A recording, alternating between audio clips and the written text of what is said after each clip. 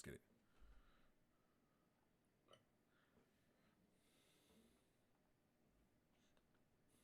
All right. How's it going, everyone? Hope you're all having a wonderful day. My name is Battery CEO. This is Sensei Benito. Welcome to Marvels, where we cover all things Marvel and everything pop culture. Sensei, what are we doing today? I don't think anyone can hear you. Hold on. Let's fix that. Oh, no. Oh, snap. Let's fix that. All right, say something, brother. Hello? Hello? All right, there we go. There we go. Now we Okay. can hear that sexy Okay. voice. Let's All righty.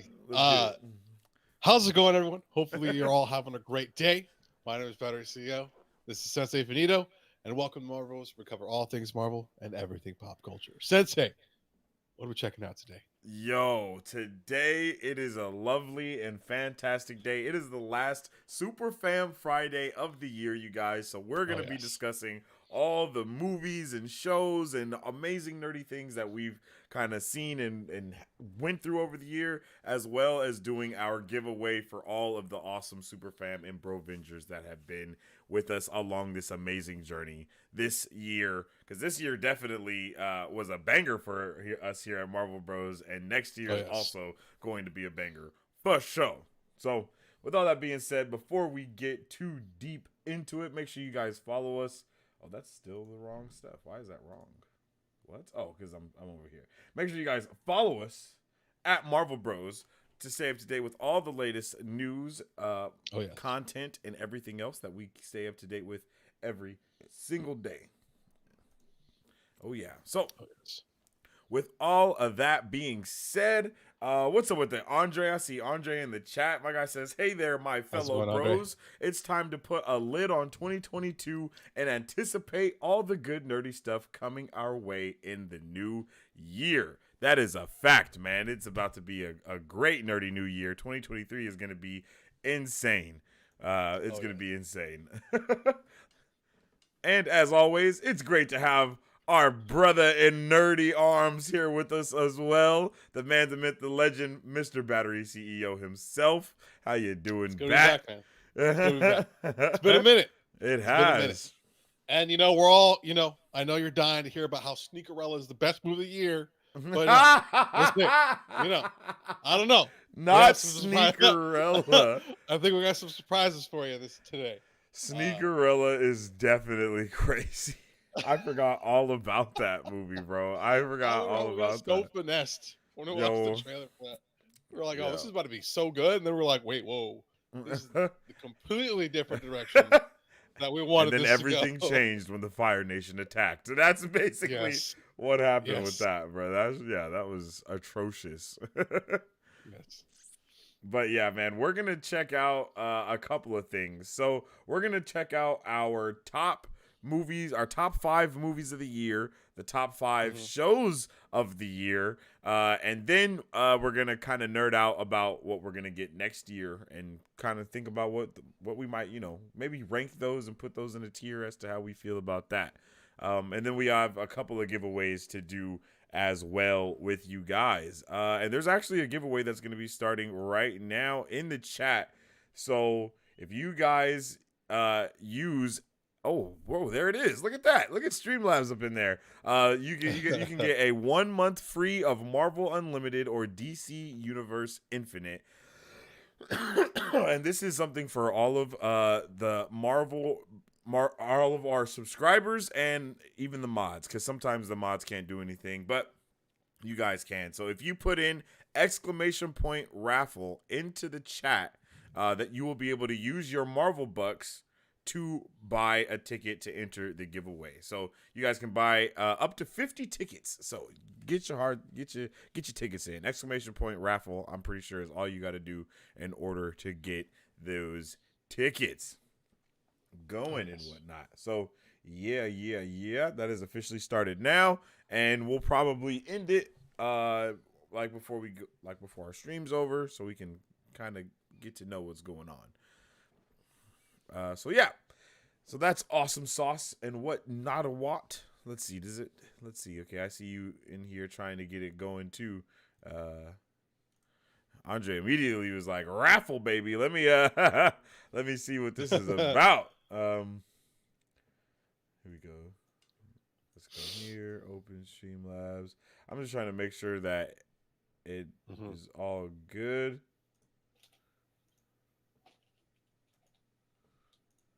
What the hell?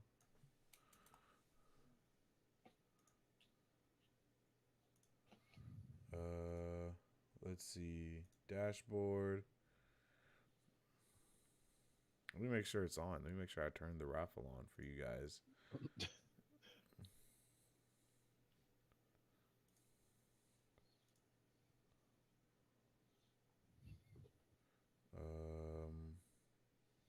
Commands. Default. Here we go.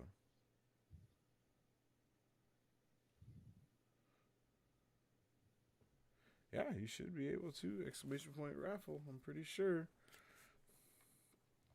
Let's see. Giveaways.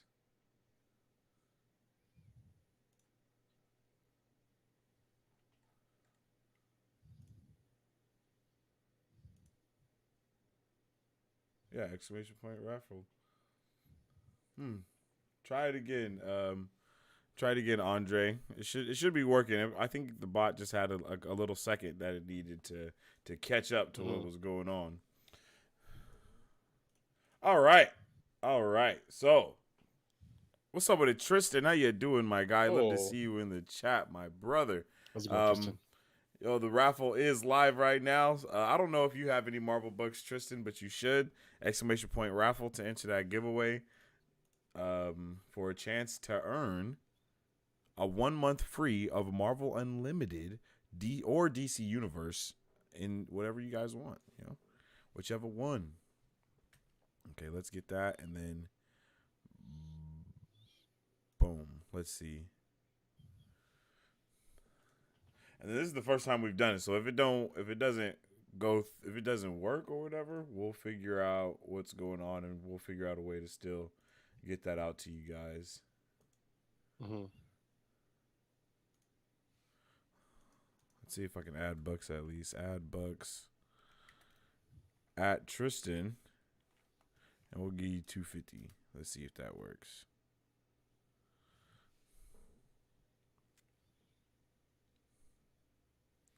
Sometimes the cloud bot definitely be set tripping on us. They be like, nah, bruh. We ain't rocking like that. Unable to find Tristan. I'm looking right at him. I'm looking right at him. But at least we know that means it knows a little something of what's going on. I'm watching some DC animated movies. Ooh. Okay. Way to go, man. Yeah, DC animated movies are legit. I haven't checked out the latest ones. There's a couple that have recently come out. I haven't checked them out yet. Yeah, I have not seen the latest ones either. Apocalypse War was the last one I watched, I think. Yeah, Apocalypse War is the end that of one the, was hell, of that the one was cohesive really good. DC animated universe. That's like their end game, basically. And that shit was hella good. I couldn't believe it. Gambling is also active in the chat. Oh, you know what? I'm tripping. That's my bad. Oh, man, that's my bad. We got to open the raffle first. My bad. I knew that. I knew that. And I definitely forgot. Yo, I definitely forgot.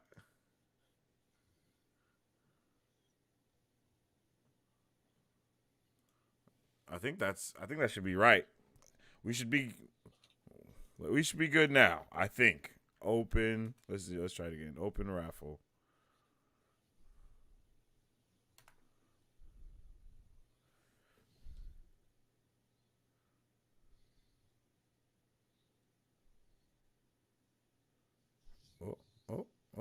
I don't know. We gonna see.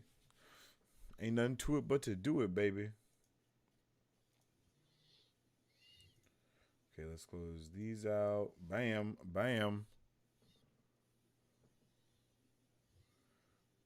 I feel like it should say something like, "Oh, the raffle is now open." You know what I mean? Like, normally it does say something. That is kind of strange. But once again, this is our first time using this raffle thing, so it might just not know what to do. Let me see if I can give bucks to Andre. Exclamation point. Add bucks. At Andre. And then we're gonna do 150 because you got bucks, Andre. You feel me? I could have just did 50 to be honest. Balling. Okay, so no, the Streamlabs bot is working. Oh, okay. Andre, can you try to open the raffle because you are a mod, and it is set to moderators can open it. And I mean, I know we're not a mod to our own channel, but come on, you shouldn't have to be. You should be. You should just allow us to do whatever. Try exclamation point open raffle. Andre. And if that works, then it should be good to go ski. All right. So, sorry about that, you guys. Sorry about the little technical difficulties because we're trying to figure out what's going on here. But yeah, so we're gonna be nerding out, as we've already said. We're gonna nerd out about whatever you guys put in the chat as well. But the main thing we're gonna be talking about is the top 10 movies, or the top 5 movies for me and the top 5 movies for Battery, respectively, for this year for us, movies and shows. I don't know if that worked. I don't know if that was it, but something happened. Something happened for sure. Oh, do you have to add the number of tickets you want to enter in? So you have to add the dashes with the one. Oh, okay. So exclamation point. Raffle. So it's got to look like. And then, okay, so you got to go. With however many tickets you want out of 50. Exclamation point raffle. Maybe you can just put the number. Let's put 1. Exclamation point raffle 1. And let's see if that works. It would make sense if you have to put a number after it, though. I'm not going to lie. That makes a lot of sense. Okay, yeah. All right. There you go. So, my bad. So, you got to put exclamation point raffle and then the number of tickets you want. And each ticket costs 750 Marvel bucks. Yeah. I was looking at it. I was like, okay. That makes, okay. Okay. Now, let me take our own entry out. I think you got to put the space in there, too, for it to count it. Y'all got the bucks. A lot of y'all got bucks to spend, so y'all got money to blow.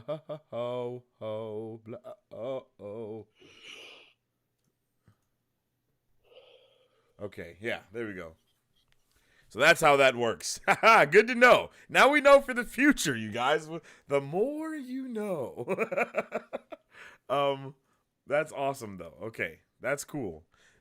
And then after this year as well, just so everyone knows, once the new year comes, we're resetting all the Marvel bucks, and all the bucks that you've got all this year are going to be gone. So you might as well just use them for the raffle today. You dig? You might as well use them for the raffle, because if you ain't using them, then what is you really doing? Oh, look, yep, you received 5 tickets. And then you would probably want to do wallet to see how much money you have now after you've done that. But once again, Andre, I know you got the big bucks, bruh. Like, I know you do. Okay, so now that all of that is set in stone, should we get into it, or should we do one of the giveaways first? How you feeling, Bat? How did you want to do the giveaways? I got the little random number picking thingamajigger, so I was just gonna use that. Okay. And then, so if anything, we can just look at who the people are that have a possibility of winning right now before we do it, and then get into maybe our movies, and then we can do a giveaway after we do the movies. How does that sound? All right, let's do that, man. All right, sounds like a plan. Let's see. So here is the list. Let's do it like this. And then wow. Can we zoom in? Yep. I want to zoom in so we can at least see. There we go. So we can at least see it big. There it is. Ooh, wait, that's what she said. Pause. Hey, yo.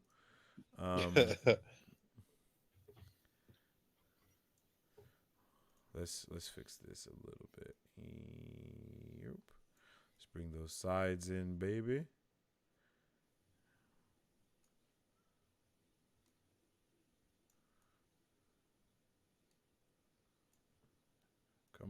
Where's that? There we go. I'm like, where's the sweet spot?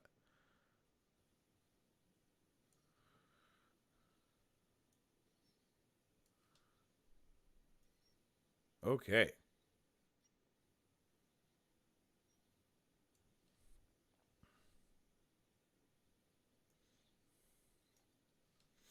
Okay, here we go. So here are the top 50 people on the channel that have the most hours watched. Oh, you know what? Actually, I wanted to do this a different way. I'm lying. Hold on. Let's close this real quick because I wanted to actually look at the hours that they have watched so we can see that y'all in here spending time, yo. Because I was looking at it earlier today and I was like, damn.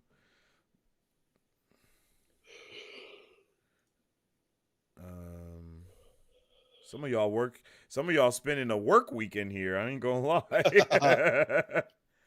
Let's see.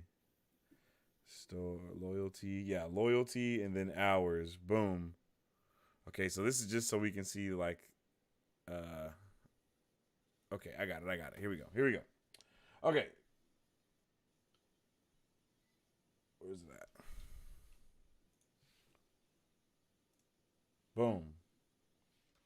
So here are just some of the top hours watched for this year, yo. And it's wild, yo. Like I was saying, it's pretty insane, yo. We got Darkhold edits at the top with 36 hours. Mary Sue number 2 with 35 hours. Pina Colada at number 3 with 33 hours. And then Andre the Explorer with 31 hours, bro. Like, what? And then, Marvel Bros is us, so that doesn't really count. Nightbot also doesn't count. And then you got Remy coming in for 5th at 15 hours, and also Nighthawk. And by the way, I have no idea who Nighthawk is, but somehow Nighthawk is in the top 10 skis. And then you have Demonic Slayer with his 12.17 hours watched, and also Mike Davis. Oh, Mike Davis with 8 hours and 92 minutes, I believe. Renato with 8 hours and 50 minutes. The Real Sneaks with 8 hours and 50 minutes. Nico Briones with 7 hours and 50. Kiwi Kirby with 6 hours and 83 minutes. I believe that's how that works. And then Marvel Cuphead, 5 hours 42. Derpy Gaming, 5 hours 25. And Daredevil with 5:17. With our boy Team Samurai coming in with a 3 hours and 83. So those are just some of the top people right there that have definitely been rocking with us this year. And shout out to you guys. I'm just going to kind of go down in this list now. Just to give you guys a lot of familiar names on this list. A lot of familiar names, right, bro? It's pretty dope to see, like, you guys really rocking with us, yo. So shout out to the top 50. That's definitely been spending their time at your Second Street Marvel for sure. We got Matthew Jordan. Some people we haven't even, like, I haven't even seen you guys in a minute, but y'all in here for the top 50 for the year, so we definitely appreciate y'all. And then we got the homie, Omi Wonder Homie. You feel me? AKA, Yo. You forgot about Brett's name? I was like, I remember it being long, but fuck. That's wild. That's awesome. Omi Wonder Homie, AKA Beskar Batman. You feel me? Oh, I think I put it twice in there. There we go. Yeah. And then next up is the top 10 wallets, yo. So these are the people. Well, it's really the top 15. My bad. I forgot to put that. So these are the top 15 wallets. And this is the people that have the most points on the channel, the most bucks on the channel, I should say. So you guys were earning bucks by being here, by also donating. We're going to change that. You won't be able to get money, Marvel bucks, from donating next year. But, and this is also from when we were doing our trivia on Super Fam Friday. You guys were earning Marvel bucks there as well. So, boom, shout out to the top 15 for your wallets, and that's Mr. Morty, Jamie Rodriguez, Pina Colada, Darkhold Edits, Demonic Slayer, Andre the Explorer, Sensei Renato, Mike Davis, Remy Matthews, Nico Briones, Marisu, Valvito, Mad Max 408, The Real Sneakers, and Nighthawk. Yo, shout out to y'all, yo. It's big vibes. Really appreciate you guys coming in with the top 15 wallets, bruh. And then shout out to our active members. So these are all of our Brovengers that have a current membership and have held one for a while as well. So we got Dirty Deeds coming in at number 1 with 8 months. My guy's been a member Let's for go, 8 bro. months, bro. So he's damn near been a member, I think, since we've got We started it, since I we think. had it. Yeah, since we've had it, he's Yeah. been a member since then. So shout out to Dirty Deeds. We got Benji coming with 7 months, so he's right behind there. We got our guy Andre the Explorer coming with the strong 4 Andre. months. Jamie Rodriguez, the man, the myth, the legend, coming through with the strong 3 months. It took my guy forever to actually finally become a Brovenger. He was just coming through dropping crazy super chats all the time, and I was like, bro, you might as well just become a Brovenger too, because they're always coming through with the love.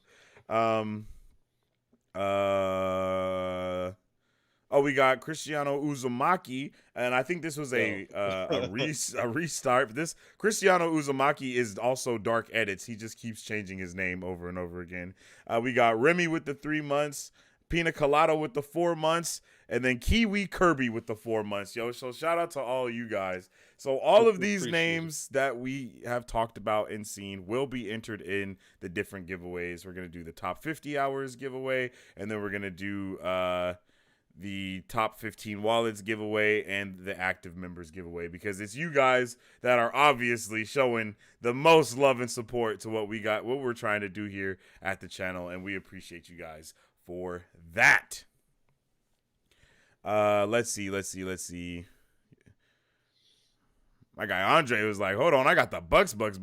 My guy bought 25 raffle tickets. He wasn't playing. What? You're kidding me. I never thought I would be in the top 5. Yes, sir. Yeah, you're in the top 5, my G. For sure. Because you got to think too, there was some, like, when you stopped tuning in, I was super busy at that time. So I wasn't streaming every day for like the whole time. And so you didn't really lose out on any hours watched like that, Andre. Yo, the man, the myth, Mike Beasy. What's up with it, Mike Beasy? How you doing, G? I hope you're having a good one. How's it going? Much love to you, G. I hope you're having a vibey day. Hey, your name was in one of these things right here. Yeah, Music City Soul, bro. And you're just now coming in, bro. You're already almost in the top 25 for hours watch, my guy. Like, now that's mad love. You feel me? Like, my guy hasn't, I think you subbed maybe last month. Like, you know what I mean? Like last month or maybe 2 months ago. And you're already running up those hours watch, bro. Much love to you, G. I really do appreciate you, Mike Beasy. Mike Beasy coming with the insider knowledge and info on a lot of things that, you know, have been happening lately. My guy been calling it back since 2020, 2019. He got the sources, so shout out to my guy. All right, so with all that being said, that we'll do our first giveaway after we do our movies of the year, which we are about to get into right now.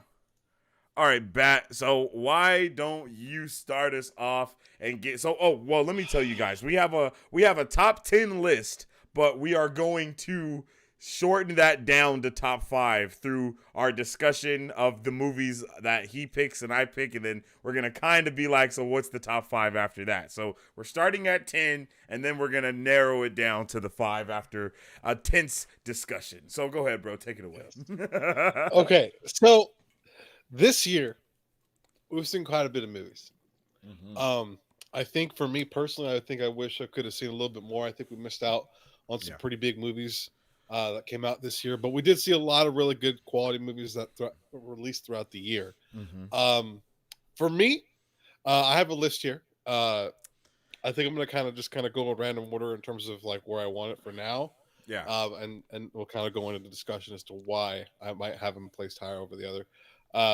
But if we're looking at the list of names, I think I have a little more than 10 here. Okay. But I have Firestarter, Halloween Ends, Spirited, Man from Toronto, Troll, Moonfall, Bullet Train, The Batman, The Northman, Ambulance, Violent Night, Avatar, and then Top Gun Maverick. Those are kind of the movies that really kind of stood out to me. Some Okay. more positive, some more complete garbage than others. uh, But uh, and there's one in there that I haven't seen at all that I do wish I would have seen this year. okay. But those Yeah. are kind of the movies that really kind of caught my eye throughout the year, though, for Okay. sure. I like it. I like it. I like it. I definitely wish I got to see Moonfall, but I did not get to see that movie. I think we wanted. I don't think that came out in theaters, did it? And if it did, I don't think it was in It there did. long. It was like It was not. it was in there for like a month, and then it was on Disney Plus or I HBO don't think. Max. I mean, it was I don't think it like did well at all. yeah, like that shit was gonzo. Because I watched it on HBO Max, and the reason I watched it is because I love, Mhm. you know, post-apocalyptic or like what disaster movies. I really like those types of movies, and I was like, there's no reason why I haven't watched this movie yet. So I just put it on one day, and it was a pleasant surprise. It really was. It wasn't what Mm. I expected it to be, but it was a good movie and a good fun watch. Definitely not in my top 5, but it was definitely one of the honorable mentions that I had throughout the year, just because I love the genre so Oh, much. You know, that's why it's on the list for me okay, personally. okay. Um, what is okay? That's a good list. I'm not gonna lie, that's a good list. We're definitely gonna it's Hmm. definitely gonna have to start getting that down when we start talking about them as well. Yeah. Um, okay, so let me give you my what the hell was that? Let me give you my list. Okay. Um, Okay.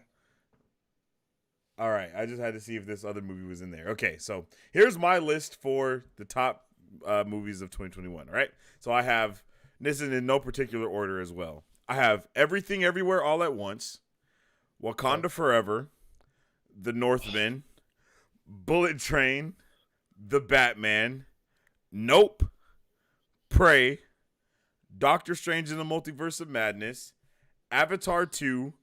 I can't think of the entire name of the movie, but it was Massive Talent with Nicolas Cage, and then Sonic 2. So Sonic 2 is more of an honorable mention, but those are my top 10 for the year for sure. I really enjoyed all of those movies.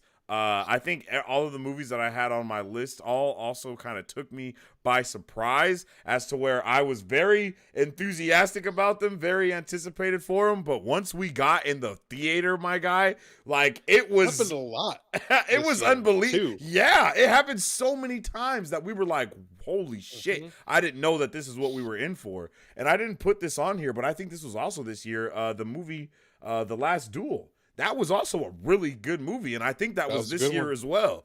So that's definitely a honorable mention. That shit was just very unsettling, to say the least. Very So unsettling. that shit was hella unsettling. But yeah, yo, so those are my movies, those are your movies. So now let's try and skim it down a little bit and get in some discussions about these movies. So I don't think I've seen a lot of the movies that you had on your list, but what would you like to put as a number one and why? A number one. Yeah, okay, we can start at five. Hmm. We can start at five. We'll start at five and go Okay, so start from the I top and have go 10. down. Like I I said, have 10 number here. one. Okay, I have 10 here. Let me Yeah. get rid of the 5 right off the bat. Right off the All right. back, take five away. Right off the bat. So first off, Halloween ends complete absolute garbage. Yeah. They wasted however much they spent to make that movie. Complete disaster. Yeah. Get that garbage out of here. Definitely. So Halloween ends is definitely not on this list. Man from Toronto. This is a Kevin Hart movie with Woody Harrelson. Oh. Woody Harrelson's like an assassin type guy, and Oh. Kevin Hart's just like a normal guy. They somehow kind of get intertwined, and then all of a sudden, I had no Kevin idea. Hart is kind of like working with him, and they kind of become best friends, I guess you can say. So Central Intelligence and Rush Hour, Yeah, just with yeah. the different It was, re-sleeve. yeah, it was a movie. It was a movie that I watched late at night because I couldn't sleep at 3 a.m. Oh, okay. You know, but it wasn't something spectacular, and it definitely let me down. So it is not in my top 5. Okay. Troll. Troll is a Netflix movie that came out, I think, literally within the past 2 months, I think. Yes. Yeah. It like just came out. It's literally about a troll that comes to life, and I think it was I don't even know where it was kind of taking place, but uh, I don't even know how to describe the movie. So this troll comes to life, and all of a sudden, there's a bunch of I can't explain too much because it'll just spoil the movie. But if you're into like monster or like creature like movies, very similar to like Godzilla, I guess you can kind of say Uh-huh. in a weird way. If you're into that type of thing, you might really like Troll. But again, that's a movie that I watched and I enjoyed, but it let me down. I Oh, felt okay. like the things that it could have taken advantage on, it didn't really capitalize on, and that's why that Troll fell short for me. Um, No pun Now, intended. uh, another movie that I probably could remove from this list is Spirited. Is that Um, the Christmas movie that you and Hannah that's the saw? Christmas movie. Yes. So Okay. I have it. What do I I have thought you it here? guys wanted to see that. Like, I thought you guys were really anticipated and It stuff was a for it, mystery right? movie, Oh, okay, and like okay. I didn't know it was a goddamn musical. Going in, so I sat there and listened to the guy. You almost killed me. Yo, and you already know we don't like musicals. Yeah, on we this don't do channel. musicals Get around the, here, get G. the hell out of here. We ain't about that life, And Oh my and god. you couldn't imagine my dismay and my disbelief Isn't that when the I was Ryan like, Reynolds God and Will Ferrell damn it, one? yeah. That's a I was musical? like, Oh, that's it's a musical, terrible. bro. I was like, Ah, oh, let's go. I was so excited because I didn't know it was a musical. yeah. And then all of a sudden, I think it was Will Ferrell or Ryan Reynolds were like, yeah, this is a goddamn musical. And I was like, fuck. And I was like, damn, this is almost a 3-hour movie. I was like, this is not okay. But Yo, no shot. I have it as it's so bad it's fun. That's the category that I have it at right Oh, now. okay, okay. I hate musicals. All the stuff that wasn't musically related that in this movie was actually really good. It actually was really relatable. Okay. The conversations were really great. The actors did a great job. But it's a musical, hence why it's not in my top 10 or top 5 at all. But the relationship that Ryan Reynolds and Will Ferrell do create is actually really good. But again, absolute garbage. This musical, tragic. That's Tragic. insane. Um, Okay, how many have you knocked off now? Do you know how many you've knocked 1, off? 2, 3, 4, 5. I have 5 knocked off right now. I'm gonna go ahead and put down Moonfall as well because that one let me down. Yeah, get that out of here. And then 1, 2, 3, 4, 5, 6, 7. Okay, three more gotta go. We're getting down to the crunch hours now. Okay, shorten your list. Shorten yours by 5. I need to think Okay, about. Okay, all right, Yeah, I got you. I'm like, woo, I don't even know where to go. We got a little bit too close. It got too serious, huh? Yeah. Now Okay. I'm like, oh damn. All right. So which 5 are you cutting? All right, I think right off the top, I can take off. Sonic 2 was an honorable mention already, so that's out of there. Massive Talent, I can take off. I can take Massive Talent off because although I did highly enjoy that movie, it was more of a jokey type of fun movie. And even though I did like it, there was way too many hella good movies to let that one be anywhere near the top 5. Like that, you know what I mean? Like it's very hella good, but just not there all the way. I think let's talk about Bullet Train next, okay? I really enjoyed Bullet Train. Bullet Train I have Bullet Train in my top 10. Oh, you do? Okay. So we can know actually have a little bit of a discussion about this. Top, I think it's in my top. It's one of the ones I have left. Okay, so let's talk about it. Okay, let's talk about it so we can try to figure out what to do here. I really loved Bullet Train for a lot of reasons. Bullet Train felt like a Quentin Tarantino movie that wasn't done by Quentin Tarantino, right? Like it felt amazing. I mean, the characters that they had, even the build up to the quote unquote big reveal at the end to where it's like a full circle of finding out everything is like connected. Super, like in that way, it really felt like that Quentin Tarantino vibes to it for real. the girl in that movie is the little psycho killer girl. She was awesome. Yep. Who is the dude? Brad Pitt, right? Is that Brad? Brad Pitt. Brad Pitt. Yeah, Brad Pitt doesn't look anything like Brad Pitt in that movie. He looks like a homeless man in New York. And he does a really good job at that though. What's her name? That he talks to on the phone the whole movie. Is it Sandra Bullock? Sandra Bullock. Yep.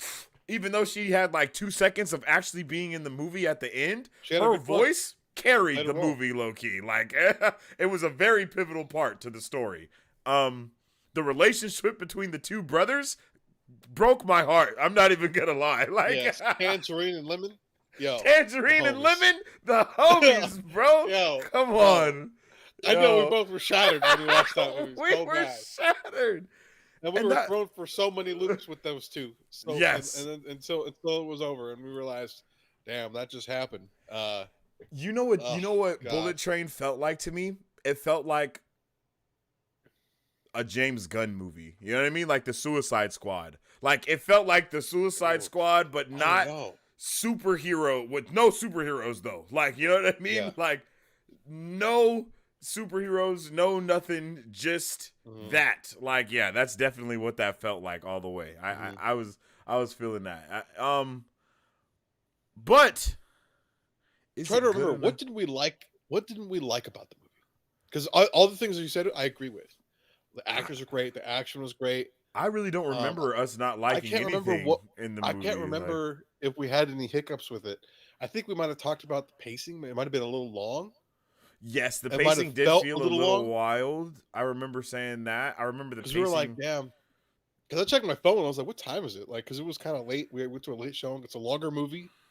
I think one of the biggest things that we had an issue with as well was it being on the train. Like, you know what I mean? Like, we kind of wanted to see a little bit more from just like that world that they lived in, because it just seemed so like they did a really good job in world building within that movie to make it seem like, oh, we know each other, like we are assassins. Like I haven't seen John Wick before, but this makes me think of like a funny type of version of John Wick a little bit. You know what I mean? Yeah. Like, because the action was A1. You got like the whole thing full of assassins, like and all that type of stuff, and they're all trying. Like, I don't know. It's better than Snake Eyes. Oh, fuck, fantastically better than Snake Eyes, bro. Snake Eyes is trash, yo. That's one of the worst movies we've seen this year. Yo, that was this year? Oh yeah, get it out of here. I think that was last year. I think that was last year. Late last year. Because Shang-Chi, because that and Shang-Chi came out like a month or two apart. You're right. So yeah, Bullet Train, get that out of here. I mean, it's here. It's really good. I liked it, but get that out of here because for me, it's a get that out of here for the top 5. But it definitely can exist within my top 10. Probably I'll put that one at like 6. You know what I mean? But it's not in the top 5. I want it to be. I think it'll probably be at 6 or 7 for me. Yeah, exactly. It's just it's around there for sure. Yeah. Okay. And then okay, so what is that? I knocked those off. I got 4 more that I got to knock off. So let's see. All right, the next one I got to knock off is Nope. I'm not gonna lie. I didn't get a chance to watch it. Oh, you didn't get a chance to watch what? Okay. I liked Nope. It was really good. I heard good things. But it just didn't do it for me. It just missed. Like I really liked it, but it was just like, damn, there's just something there that I was the story good at least, or was it the story? The story was good, but it's just Jordan Peele. You know what I mean? And Jordan Peele gives you a little bit of strange.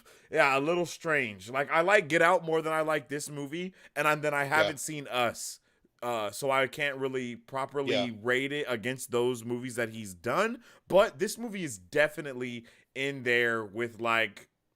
It's in there, you know what I mean? I really liked it. Like I said, good story. Hella unexpected twist in that movie. Like when you find out what the actual thing is going on, you're like, oh my god! Like that's how I was because I didn't expect it. And I think the twist that they even put on that is a nice twist to the entire Alien genre of stuff that there is. And I would like to see more things about everything that had to do with that movie because it was really good. But I do love Alien movies. The end, I wasn't a fan of Aquila and the Bee. I can't think of her name. Kiki Palmer. Yeah. Was not the biggest fan of her character. She did a really good job portraying the character. I just don't like how that specific character was wrote. Yeah. It was like a crackhead type character. I'm not gonna lie. She's like damn near Really? playing. She's like damn near playing like Wait, a like crackhead, like Well, for real. or she's just like super hyper, like No, she's not a crackhead that we know of, but she's like they don't say anything about it specifically, but I'm pretty sure they do say something about her like stealing a TV or something. Like they give you everything that you need to make the assumption that she might be on some type of hard drugs. Crackhead tendencies. Crackhead tendencies. There you go. She has crackhead tendencies in the movie, and I just wasn't a fan of that. I feel like her character was wasted a little bit. Like, I mean, Kiki Palmer, the actor, I feel like her acting abilities were wasted in that movie. As to where, I can't think of Bruh's name, but the black dude that's in the movie as well, that's also in Black Panther and in Get Out, he really freaking shined in that movie. But she didn't as much as he did, in my opinion. Yeah. And even like some of the side characters I liked a little bit more than I liked her. But I know Remy really liked that movie though. But Nope is gone off of the list too. So now I got 3 more to take away, like you got 3 more to take away. Well, I think it's 2 more for me now. But so I think I got 7 on my list now. So okay. wait, let's jump into the chat before we do that, and let's check some of this stuff out. My guy Music City Soul says, "Gotta support my guy." It is stressful, yo. Hey, yo, you guys, just so you know, we do have a giveaway active right now. If you guys have Marvel books, if you guys have earned any in the channel, you can press !raffle, and then you can buy an amount of tickets. Each ticket is 750 Marvel bucks. So you'll put !raffle, and then you'll put the amount of tickets that you want to buy. And then when you enter this raffle, once it's done, we will it'll automatically choose somebody in the raffle, and then you guys will be able to get a free 1-month membership to either Marvel Unlimited or DC Universe Infinite, either one. And those are both comic book things, if you guys don't know. Those are both comic book apps that you can read comic books on, and I think they both also have more than just comic books on them, but it's dope. So !raffle, and then the amount of tickets that you would like to buy, with your Marvel bucks. And if you don't know how many Marvel bucks you have, !wallet in the chat will let you know. Movies I've seen this year: Top Gun Maverick, Black Panther 2, Doctor Strange 2, The Batman, Avatar 2, Thor Love and Thunder, Black Adam, Elvis, Morbius, The Woman King, Downton Abbey, A New Era, See How They Run, and The Whale. I hella wanted to see The Whale. I'm so mad that I haven't seen that yet, because I would have loved to actually be able to put that in my list or not put it in my list. Yeah. My brother DeVito, what's up with it? How you doing, my guy? He says, yo, from DeVito and Renato, we see y'all wildin'. Hey, my brothers together. Okay. Yeah, my bad, Renato. I definitely didn't text you back, but me and this man DeVito was in the meeting until like 4 something. The next thing I knew, I had to get ready for this. So yeah, my bad on not tapping back in with you, brother. Renato said Bullet Train was lit, one of his favorites. He watched it last week. It is on Netflix right now for you guys to be able to watch it. If you do have a Netflix account, you can definitely go check that out. Team Samurai says, yo, what's up with the Team Samurai? We was just talking about you as well, my brother. We need to have a John Wick marathon night before the new one comes out. For real, they're doing an entire shared extended universe now. So I got to check up on it, because they have the Ballerina and they have the Continental Hotel. So those are 2 spinoffs coming from the John Wick series, which I am freaking hyped about. I don't know how I could be hyped about something I've never seen before, but it's just like John Wick is like, I hear about it all the time, so I just know that it's going to be good. So yeah, okay, so we are now caught up with the chat. Like I said, you guys, !raffle or !wallet to get some tickets. You feel me? I might have to change that to !buy tickets and then put the announcements. Right? You know what I mean? !buy tickets 3 or something. So and then you can put the number after, because that seems a little bit better than raffle. All right, bro. So let's narrow it down a little bit more, my G. what we can go one by one. So which one are you gonna take off now? What do you have left first and foremost? Okay, Actually, so I that have Top Gun, okay. Avatar, Violent Night, The Northman, The Batman, and Ambulance. Ooh, okay. So I'm trying to think because if I'm gonna Ambulance was pretty good. I did not Ambulance see was a Top really Gun. good movie. I still haven't seen that shit. Between The Northman and Violent Night, which one would you say is better? Me? Because we've both seen The Northman. The Northman both saw Violent 100%. Yeah. Violent Night is hella good, but there's not a good enough story in that movie for me. You're right. You know what I mean? Right. Like, if we got to see a little bit more of Santa before he, you know what I'm talking about? If we got to see a little bit more of those days, like at the beginning of the movie, maybe, or something like that, I think it would have definitely made the movie a lot better. And then what else did we talk about? The whole Miss Claus thing, you know what I mean? And that type of stuff. Like, there were certain aspects of that movie that I think could have been better. But the Northman, though, ooh, the Northman was like a modern day Count of Monte Cristo, like the Viking version of that. You know what I mean? So I really like that. But at the same time, I do remember us being like, damn, they kind of skipped a lot that we wanted to see within this movie. Yeah. Mm-hmm. Okay, so I'm down to 5. Oh, you're down to 5 now? What 3 did you knock off? What? I remember I brought down Moonfall just because I had already talked about it. Bullet Train. Oh, and yeah, then Violent Night was number 6, so I'm down to 5. Oh, okay. So now let me knock. Okay, so I got 2 to knock off. Jesus, oh my goodness.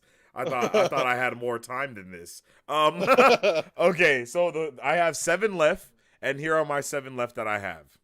Everything Everywhere All at Once, Wakanda Forever, The Northman, The Batman, Prey, Doctor Strange 2, and Avatar 2. Okay, so I'm gonna start with Prey. I liked Prey. We liked Prey. That was an awesome. We did I think we also did our Brovengers watch party for Prey, and I believe a lot of the Brovengers even had a good time with that movie as well. But I don't think it's top 5. Yeah, but I don't think it's top 5 material. I think if it would have been in the original dialect, it might have been a discussion to get into top 5 material, because we talked about that. If they should have just had the subtitles and not been in English, because it just didn't fit the scenery at all. And I think that vibe in itself would have brought the movie up like 2 points, and we already really enjoyed it. But yeah, so that definitely brings it a little bit down for me. And then the ending was a little bit lame for me because, Brett just took himself out basically, and I wasn't a fan of that. And that's kind of what I think even you guys had all said that's how almost every Predator has ended, is by inadvertently killing themselves. And it's like, my God, what the hell? Like, gee, come on. But I will say that the fighting was pretty cool. The tribal kids really pissed me off because they were just really stupid at some points. They were just making really bad decisions. I liked the main characters. I liked that girl, the main character. She definitely was a highlight. I liked the little Easter egg that we got afterwards as well.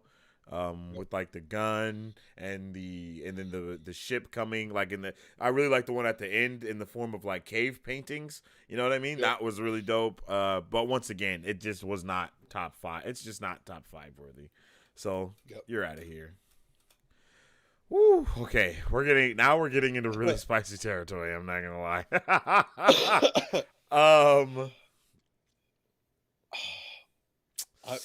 You have some tough choices, man. I don't know. Oh shit. Okay. Wait, what do you have left? Okay, what I have left is Everything Everywhere All at Once, Wakanda Forever, The Northman, The Batman, Doctor Strange, and Avatar 2. Those are the ones that I have left. And I'm going to be honest, I think The Northman is getting out of here. I'm not going to lie to you. Because out of everything that I just was talking about, The Northman, I think I definitely had the most issues with. Out of my 5, I think I have that movie at number 5. That's how I feel as well. Like it's not like it's a terrible movie by any means, but it's just like there are a lot of things that caused me issues that make me not be able to give it the rating that I want to, and that makes me a little mad. So it's like, I gotta dock you. So yeah. All right, I got my 5, you got your 5, and now we got to put them in order from the 5 to 1. All right. So once again, what movies do you have left, Battery? Okay, so right now I have Avatar, Ambulance, Top Gun, The Batman, and The Northman. Okay. So 5. What are you putting at 5, bro? 5, Northman. Northman? I think, okay. Again, I think it's for the same reasons that we kind of mentioned earlier. There's a lot that we wish we could have seen. There was some stuff like at the very beginning, we're like, wow, I wish we could have seen the grow up leading up to like our main character's like future. Basically, this could have been 2 movies, like I don't know, a show. I think it would have been cool. A show of that would have been fire. Yeah, Holy I think damn. if it was a show, it'd be even better. Or like the movie starts the story and then finishes up as a show. Mm-hmm. We don't really see that, but that'd be a we cool need way to see that more. Yeah. I think so Northman's number 5. Number 4. And wait, real quick. The Northman, there was some really weird incest vibes in there at one point. And we were like, very weird. What the hell is happening? We were like, is this Game of Thrones? Like, what just happened? This definitely, it just took a crazy left turn. The whole story actually took a crazy left turn because it's like you're led to believe this one thing the whole time, and then all of a sudden it takes it and twists it. This is what I'll say, bro, because you like anime. The Northman, done right, is Vinland Saga. Oh my God! Anime on Netflix. It's called I think I know Vinland what you're talking about. Saga. That is literally the Northman done right. You still are with the kid. You get to watch him grow up and stuff. Kind of the same basis of the story, but it just gives you. It is literally so good, and it is definitely in my top 10 animes for sure. Like of ever. Like that shit is peak. All right, what's your 4? Ambulance. Ambulance? You're putting Ambulance over Northman, son? That's crazy. I'm not gonna lie to you. It's just a little crazy. But give me your reasons. Give me your reasons. I want to hear. Going into this, I think you and I both didn't know what Ambulance was going to be for us. Mm-hmm. We didn't know if the action was going to be too much because we all know the director, Michael Bay, can go a little over the top. But I think we enjoyed the action. It wasn't too much. The characters in the movie had had motivations. We understood those motivations. They were simple, nothing complicated about it. And that was Yahya Abdul and Jake Gyllenhaal, I believe. Jake Gyllenhaal. They did a great job. All the police that we saw were great. I just had a good time with this movie, man. The reason why I might not have it higher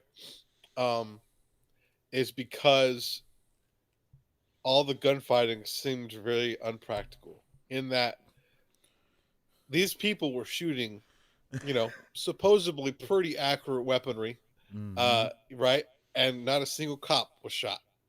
I guess that's true. That bothered me. Granted, a minigun later came into play, and people were getting whacked. But other than that, like leading up to like that point when they were at the bank initially fighting off police, I felt like there should have been more urgency, some more danger for the police officers that were there, and we didn't get that feeling. Yeah, the team definitely got taken out one by one, and there was not a lot of retaliation in one. Yeah, there was it was just death. Like they were just everybody just kind of got caught running away. It was like they never shot a gun in their life, and they made it seem like they were professionals, right? And and honestly, that alone might be reasons to take it off the top 5. But I just had a good time with this movie. I agree. Compared to, and I think maybe if I really wanted to, I probably could replace ambulance with, um, you know, one of three. So it could be Doctor Strange, Black Adam, or another Marvel movie potentially. But Thor wasn't great though, so I don't think I'd I even have it think in my Bullet top five. Train and Ambulance can be a little interchangeable, like depending Yeah, on which one is that's more why I your had that's why I vibe. had it up there initially, and I Yeah, was like, I wasn't sure what to pick. because those are But I really. think I agree with that pick though. I'm not gonna like it. For me, I liked Ambulance. It just didn't make my top five because I am personally not a fan of mm, being in one place for the entire duration of a yeah, movie. Not a fan of that shit at all. Like I'm just yeah, not. I'm not a fan of it even in like TV shows to like where it's like the same place every show. Like nah, bro. I'm not. We gotta get out of yeah, here. We gotta do something else. Like we need to explore, you know, like I know you guys didn't have a budget because we're in one place this entire movie, you know what I mean? yeah. And I'm huge with scenery and cinematography, and they Hmm. still managed to have some epic scenery and cinematography in Ambulance, even though it was still in an ambulance the whole time. Michael Bay went crazy with the drone shots, though. I'm not gonna lie. I Yeah, remember he did. me and you We were both definitely. like, God damn, what? I didn't know we needed to do a 360 backflip around the loop, down into the water, up, and this is like My another man was 360. definitely doing Like, yo, the drone league shit. You know what I mean? When they have the VR headset on, and he's just, yeah, yeah, he was going crazy with it. Like with the, yeah, like you said, it was literally like a 360 backflip no scope. Like, bro, that was insane. It was. down the building, up top, backwards flip, like literally, and then We were bam, like, there's the van, there's the holy. ambulance. Like, what? How'd we get inside? Like, yo, it was crazy. No, but yeah. So I think that's still a good. I think that's a solid pick. I'm not gonna lie. So three. What's your three, baby? What's your three? The The Batman. Batman. The Oh. Batman. I think the Batman was a pleasant surprise for me. I didn't know. I think we both didn't know how well we were going to like it with Robert Oh yeah. Pattinson. He definitely, I think, shattered our expectations. And I, I loved the movie. I loved how dark it was. I enjoyed Robert Pattinson's Batman. I enjoyed the story. I enjoyed the villains. Everything they set up with the movie was exciting. It makes me look forward to what's going to happen with the Batman. Obviously, that's kind of under the wind as well with James Gunn. I don't know what's going on with that, but Mm. um, I'm excited for what's to come with the Batman. If they choose to go this route, I just loved the theme, the direction they went with that movie as a whole. I'm very into that type of genre, that type of darkness. And I really loved it. And the action was great. I didn't feel like I was out of the loop at all. I felt like everything kind of Mm. started to piece together as you watched the movie more and more. I was pleasantly surprised at towards the end with the surprises that we had. Mm-hmm. Everything about the movie was just incredible. But the top two movies that I have are better. For are just better, I think. And So but the what's Batman is a yeah? solid number three. I agree, and I'm not gonna give too much input on that because I have Batman in my top five as well, and I'm gonna nerd out about it a little bit. Mhm. Team Samurai says, "Question: What are your guys' MCU theories that will blow everyone's minds?" The main, Shoot. I mean, I don't really have any theories per se right now because I have no idea where anything's gonna go, and I have to see Ant-Man Quantumania before I can make any big decisions. But okay, I do have one theory though. One of my biggest theories at right now is that the Kang that the Kang we saw in Loki season 1 and the Kang that we see in Quantumania is not the same Kang that we see as the statue at the end of Loki season 1. I believe there's another Kang that's out that has somehow taken over the TVA because the He Who Remains version is gone. And I think another Kang came in there and he has taken the place of it, and that's why it's still going. Because if we look at that statue of Kang that we get at the end, that one is the most accurate to the comic book Kang the Conqueror that we have, and then the Kang the Conqueror that we have in Ant-Man Quantum Mania, his suit is completely different than how that statue's suit is. So that's my one theory, and I don't think that's too mind blowing, but yeah, that's my one theory. He also has the one and Quantum Mania also has a bunch of scars on his face. Yeah, he has the I don't scars. think there was. I don't think there were scars in that statue. Nope. And Loki as well. So nope. Something to think about. Yep. Interesting theory. And then there's a couple rumors. I'll go top 3 rumors just for you real quick, Team Samurai. The first rumor that is in that top 3 is that Tiamat, the Celestial, is going to become an island in the MCU, and New World Order is going to focus on harvesting quote unquote adamantium from the Celestial. We don't know how true that is, but that's just one rumor there. And then rumor 2 is that what is rumor 2? Oh, rumor 2 is the one that we already know, and the really big one about President Ross being, Thaddeus Thunderbolt Ross becoming President Ross, and him also being Red Hulk. And then I guess tack it on there is the Sentry supposed to be coming into the MCU as well via that. And then the last, and I think the craziest rumor is the one that I heard from Mike Beasley, the man, the myth, the legend himself, and that's that we might be seeing another variant of Kang as the villain for the Fantastic Four. So just a quick top 3 rumors that I can kind of think of off the top of my head. Don't know if you've heard them or not. And then Team Samurai, if you want to enter the raffle, you have to use !raffle and then put the number of tickets that you want to buy afterwards. And then each ticket costs 750 Marvel bucks, and I'm pretty sure you have Marvel bucks. So you can put !raffle 1 and then buy 1 ticket, or !raffle 2, buy 2 tickets, and then you do !wallet to figure out how much money you have in your wallet. All right. Theory: what if everything that happened in Loki took place in the quantum realm? That's possible just because of how that works. I mean, that's what we thought was happening initially, and then we saw it, and we're like, oh, I don't know. That's not the quantum realm. Yeah, exactly. Yeah, so they're in I think that's exactly what happened. They're in watching it, but it doesn't explain where they're at either. They're kind of where the Watcher was when he was watching stuff outside of reality. Stuff. Yeah, that's kind of where that might be in deep space, but I'm pretty sure it was explained that he was in like space between space. He's at like the very end of time at this, and I think not only is he at the end of the time, but he's like at the end of time in between multiverses type shit. So yeah, those are that. All right, Bat. So, coming around to your final 2, what is your number 2 top movie of the year? For me, my number 2 is Avatar: The Way of Water. Yes, this movie was incredible. I love the first movie. I just saw it yesterday. I'm bummed that I couldn't see it in IMAX or in 3D, but I really enjoyed it.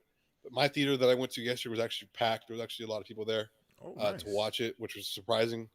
The characters are great. Kids, the kids are good when like you get infuriated by their choices, and this movie definitely made me infuriated. I was like, bruh. Listen, bro. Just listen. That's all you gotta do. Exactly. Listen and just make choices. And make better choices. Yeah. And I just had a good time. I wasn't sure what they were gonna do with the story initially, continuing the first movie, but I liked what they did with the memories and stuff like that, and like creating new avatars and stuff like that. I think that's pretty cool. That definitely was a surprise for me. I didn't know they were going that direction at all. Yep.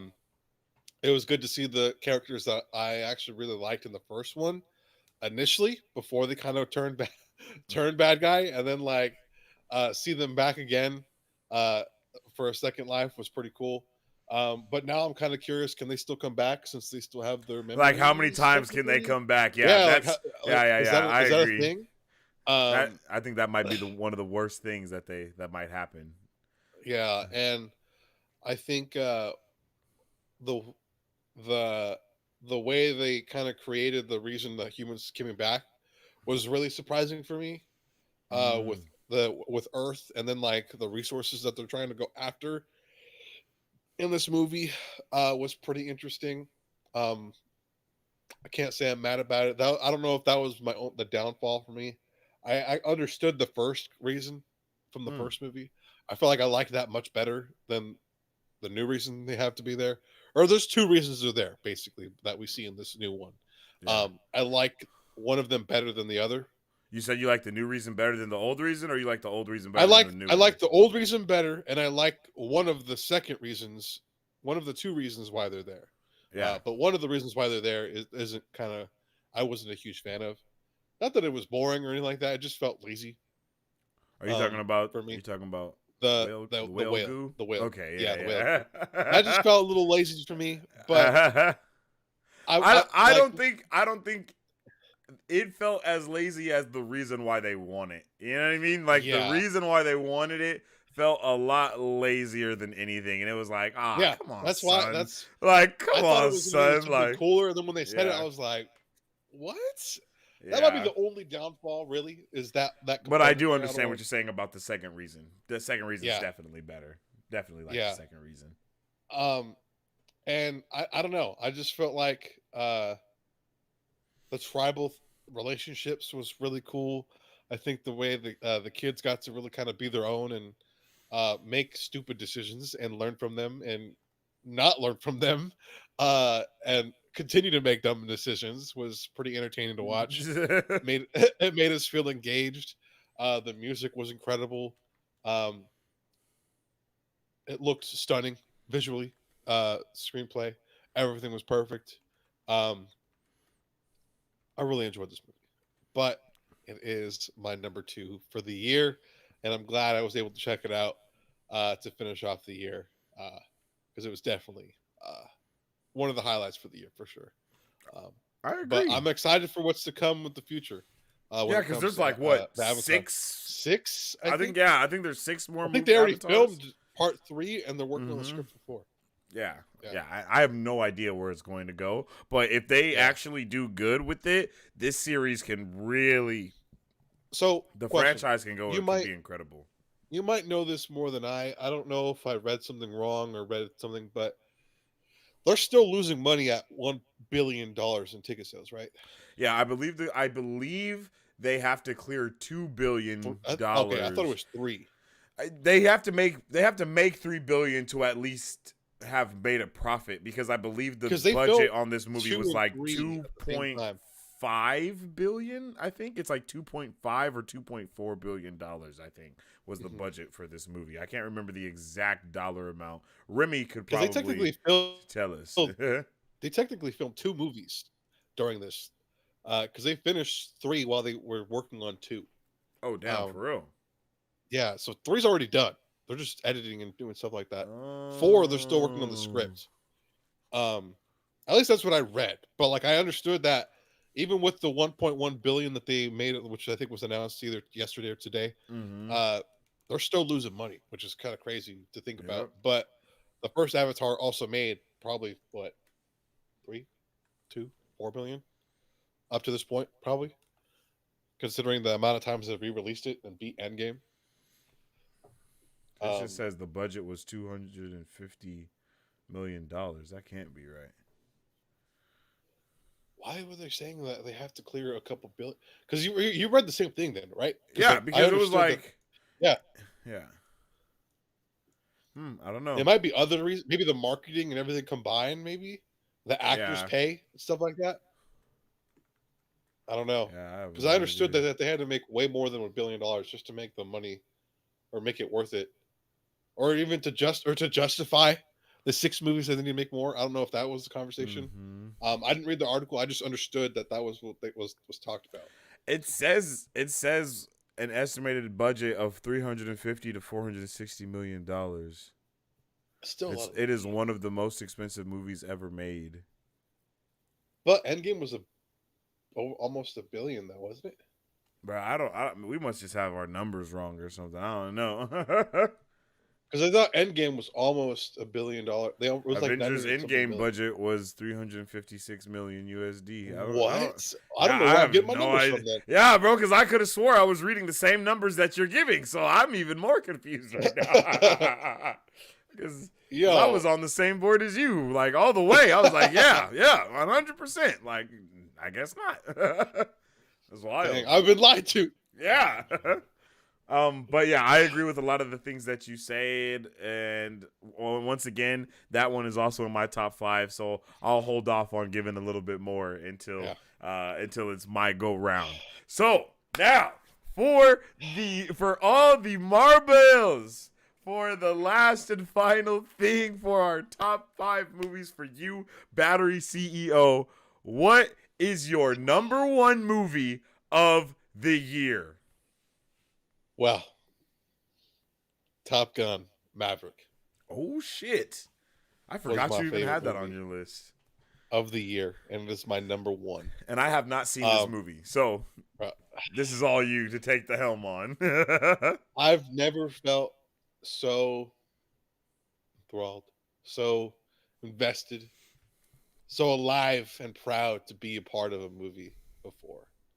Um, a phenomena that we were kind of cheated out of for what, 3 years because of COVID. Oh Um, yeah, huh? and I just the forgot we sheer were supposed to have this movie a while ago, but bro was like, "Bro, I am not releasing this on I was like, I ain't losing on money. streaming. You're Tom crazy." Cruise don't lose money. Like, what? Are you kidding me? Like, just the energy that was in the theater when I had went to watch. I watched it here in town several times actually. The first time it was in one of the smaller theaters. It was like one of the back theaters downtown, Mm-hmm. and for whatever reason, it was the loudest movie I'd ever like been to at a small theater. Like literally, it was the loudest movie I've ever watched in Merced. I don't know why, but Damn. it felt like I was in an IMAX theater. It was like when we went to watch Jurassic Park, and we both looked at each other like, what is happening right What's now? going on? Yeah, like it was like that, bro. Like it was the experience that I watched. Bro, do you know And that 'cause I movie love broke $1 billion? I thought that was dog shit. I couldn't believe it. I was baffled. it But did go pretty ahead. fast too. Yeah, it's like Jurassic World. What? Movie is shit. But the actors were great. The story was great. Probably the best sequel movie I've ever seen in my life. I heard a lot of people saying that too. The best sequel. If you watch the first one and watch the second one, you're gonna be so happy you did, because it just the homage, the people that love the movie early on, or love the first one, are highly rewarded for watching this movie. You understand the references.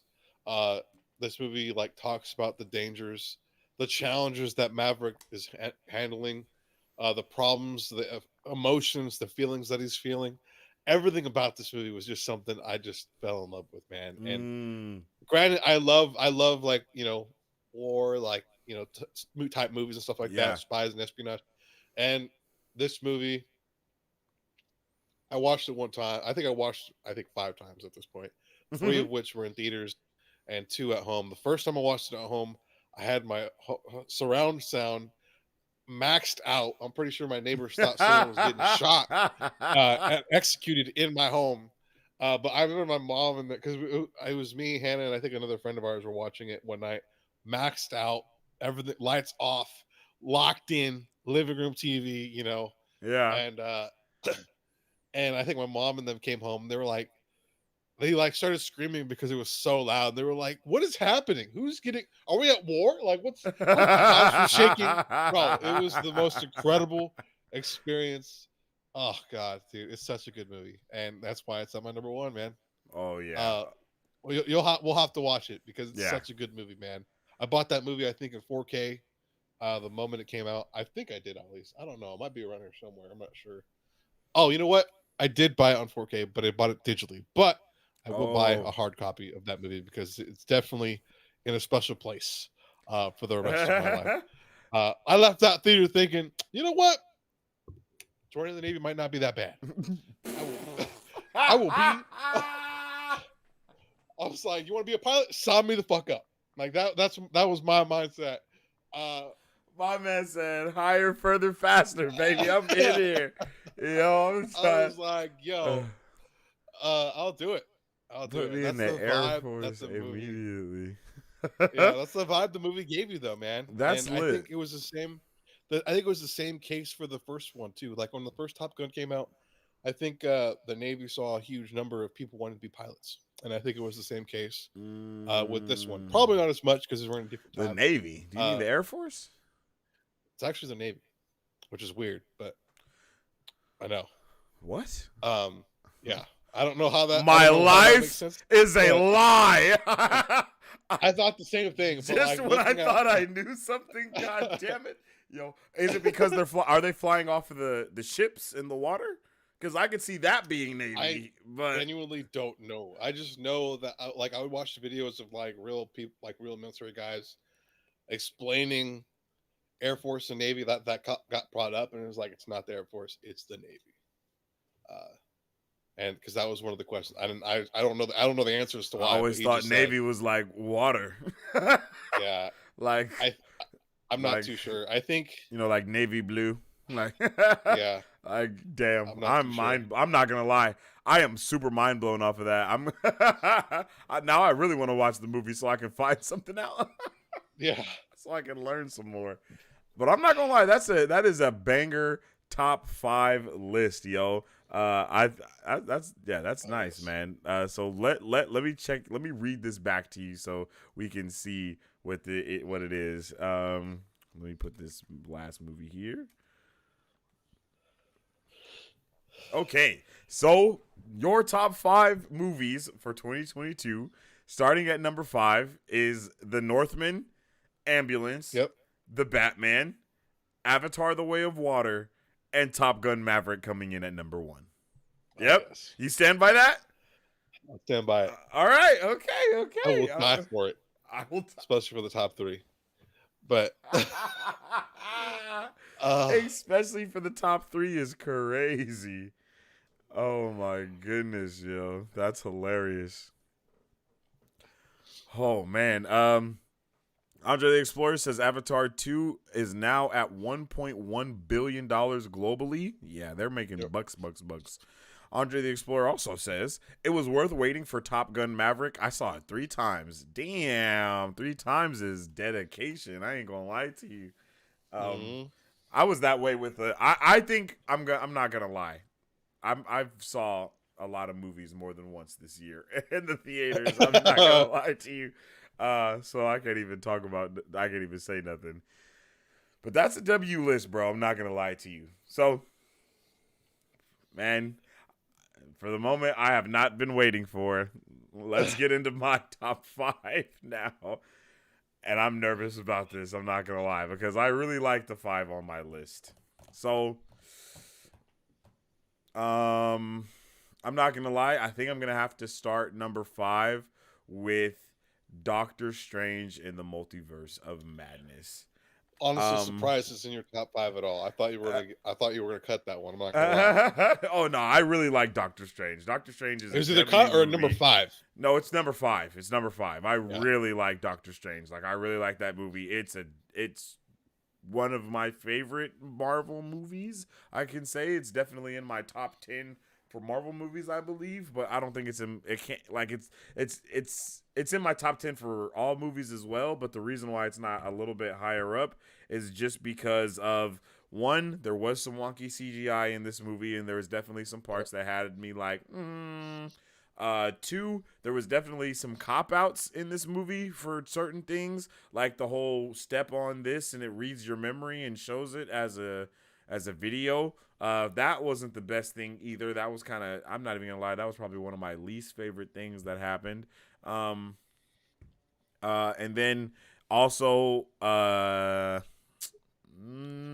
no, that's kind of it. I'm not gonna lie. Those are kind of the 2 biggest things that I had an issue with this movie. The pacing, I didn't have an issue with. I actually really liked the pacing of this movie. I thought it handled itself very well.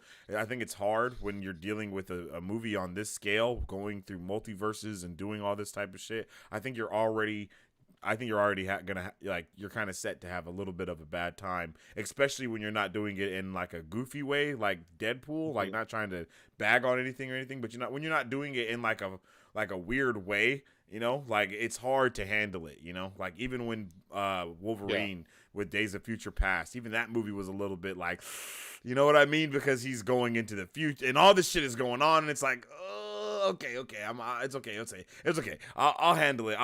And then you get the whole reboot of stuff and all that stuff. So it gets weird. But I think Doctor Strange did a really good job of handling it. I also really appreciated, of course, we had the return of Patrick Stewart and the introduction of John Krasinski as Mr. Fantastic. So I think both of those things were huge W's. I also really enjoyed having, the Inhuman dude in there. Like when it comes to Marvel movies and superhero well, especially Marvel movies, Easter eggs and things along the lines of that, it really has a effect on how good the movie is. Interestingly, the amount of characters that's in the movie, how they're doing the stuff, and I think that Doctor Strange did a very good job of doing world building for everything and kind of letting us know what we have to look forward to with the future of the multiverse in itself. And then, of course, we got Mama Wanda coming through as being the villain, and that shit was fire. Like, Wanda definitely, I kind of think that movie should have been called Scarlet Witch. I think that should have been a Scarlet Witch and not necessarily a Doctor Strange movie, and I think it would have been better. Like, I think it would have been a lot better, to be honest, if they focused on giving us that same movie with all the same stuff, but they gave it to us from Wanda's point of view instead of from Doctor Strange's point of view. I think that movie clears. Like legit clears. And I don't know why they didn't do that, but it is what it is. But yeah, that's my number 5 is Doctor Strange in the Multiverse of Madness for those reasons. Coming in with my number 4.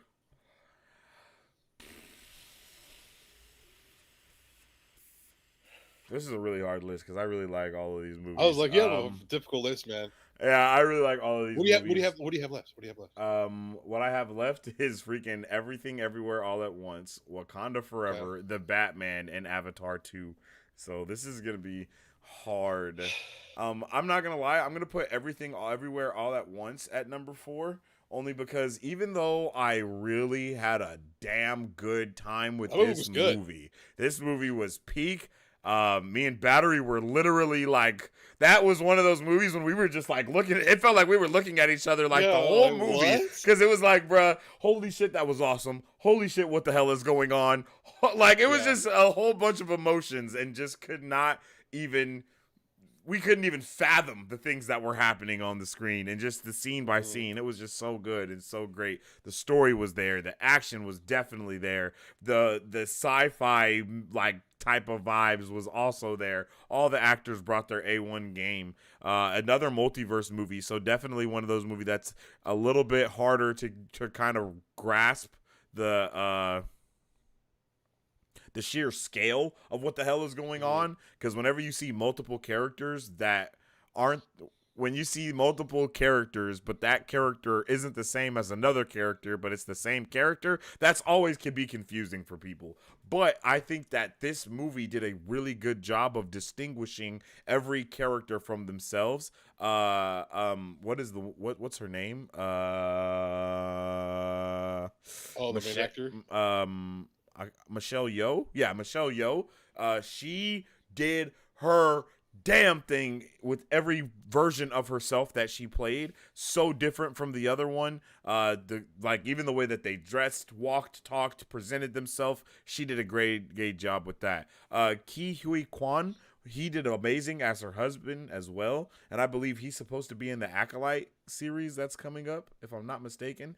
And that's awesome. I'm all the way here for that. And then the daughter as well. I think they did really good jobs. And then of course we can't forget about Jamie Lee Curtis, who did way better in this than she did in the Halloween movie. Like, just to be completely honest, like just to be completely honest. That was a huge surprise. Like, that movie was just complete garbage.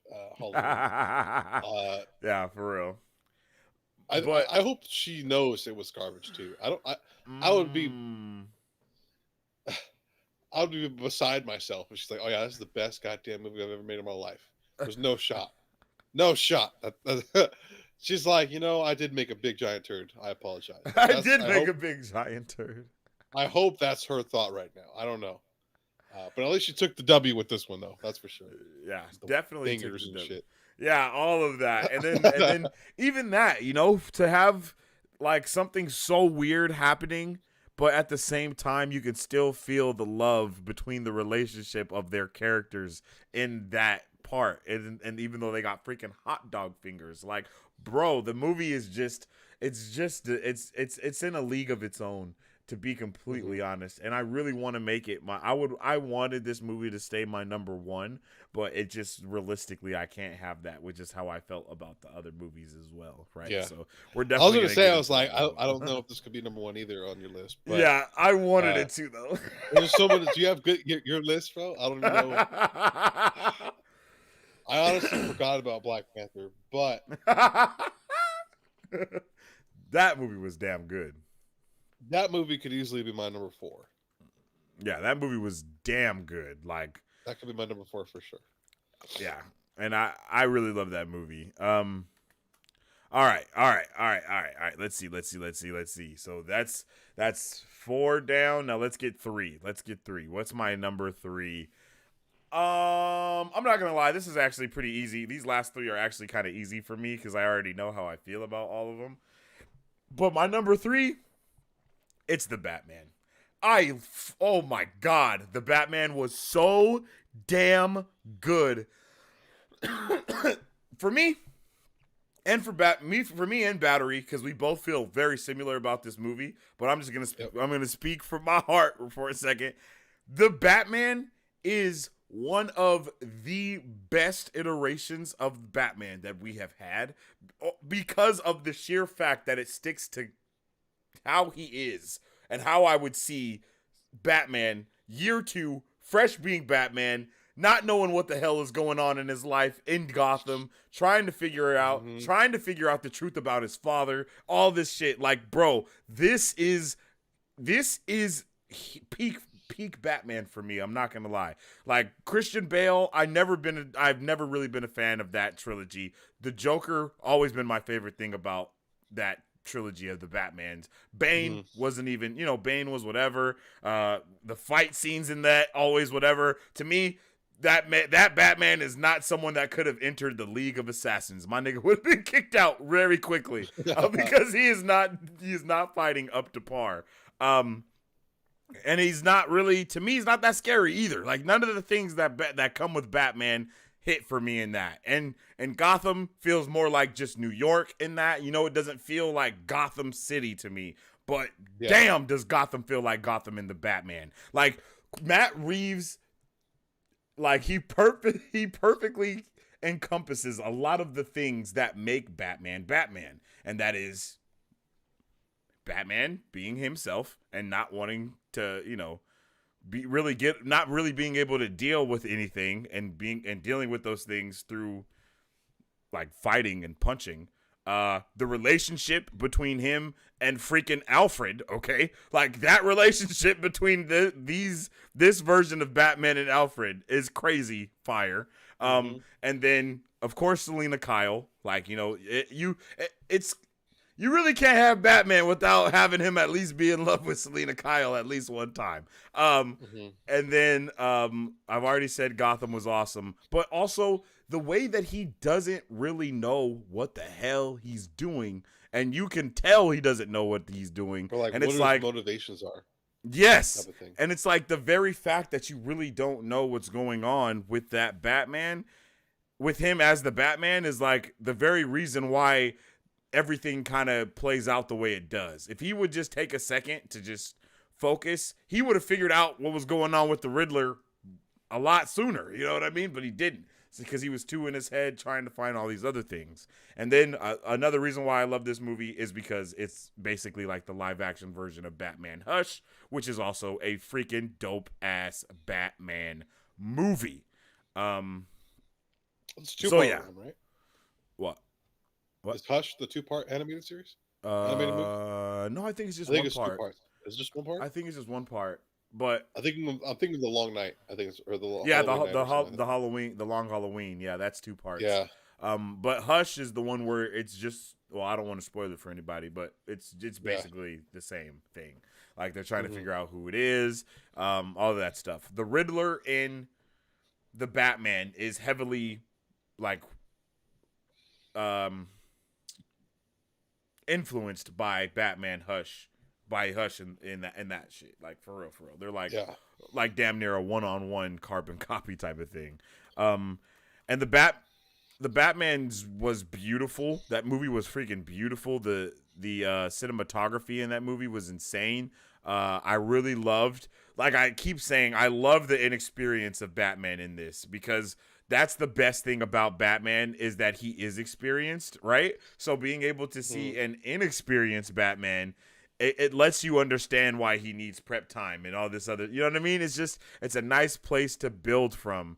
And we never got to see this version of what was going on, you know? So I really like that. Like when he jumps off of the building with the first iteration of his bat suit and the wingsuit, and he just flies and smacks into that shit.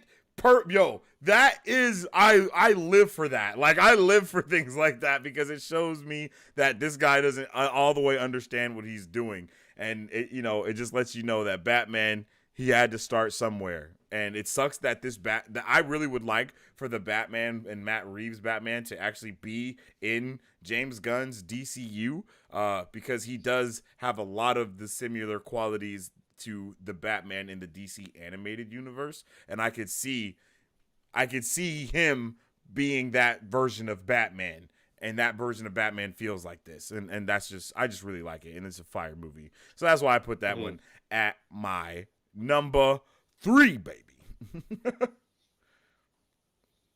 All right. So yeah, the Batman's amazing. Let's see. Before we get into the last two, let's now jump into the chat a little bit, see what you guys have to say, how you guys are feeling.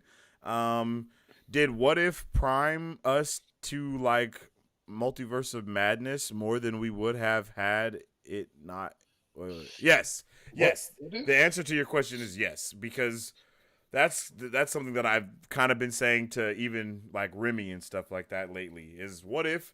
A lot of people didn't watch What If because they thought it was, whatever. But What If was Loki, Spider-Man, not Into the Spider-Verse, Spider-Man No Way Home, and What If. Those 3 movies set up Doctor Strange in the Multiverse of Madness perfectly. Like, and WandaVision, to be honest, but perfectly. You know what I mean? Like, they did a fantastic job with that.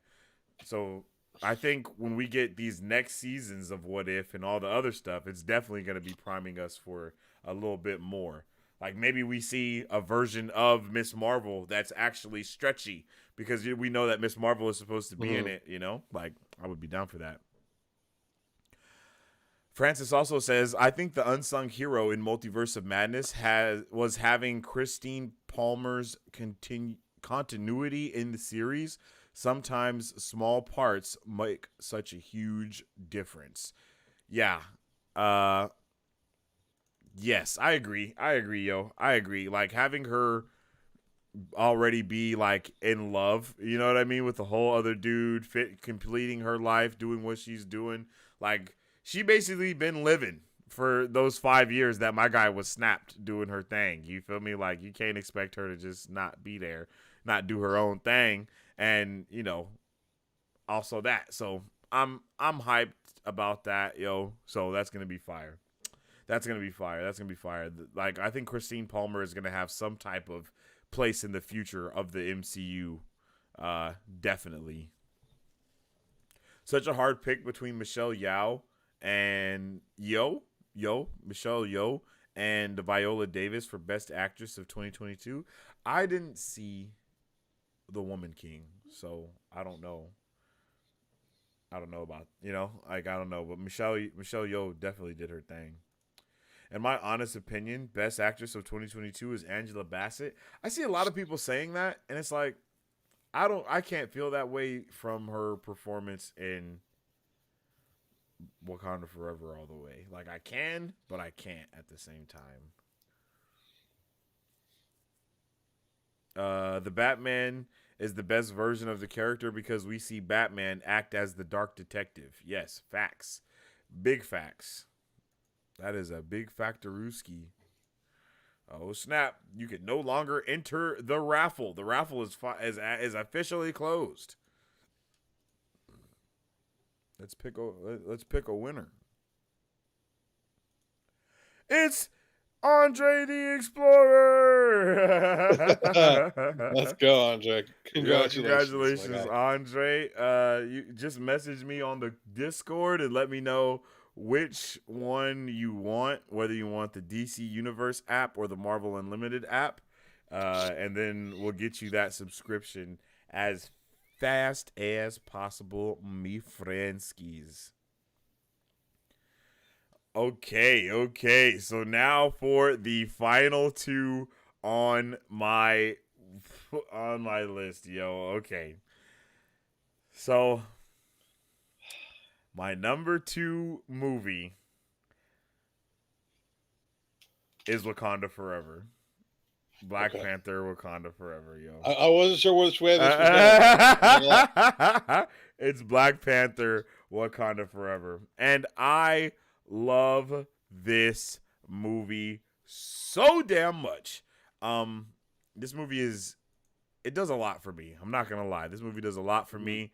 Especially in this time of in this year, there was a lot of grief and heartache within, just what was going on within my family and whatnot. And it was just this movie. I'm not gonna lie. This movie, it did a lot to kind of get my brain around how things happen, with how people deal with things, right? How people deal with loss, how people deal with all these different types of things.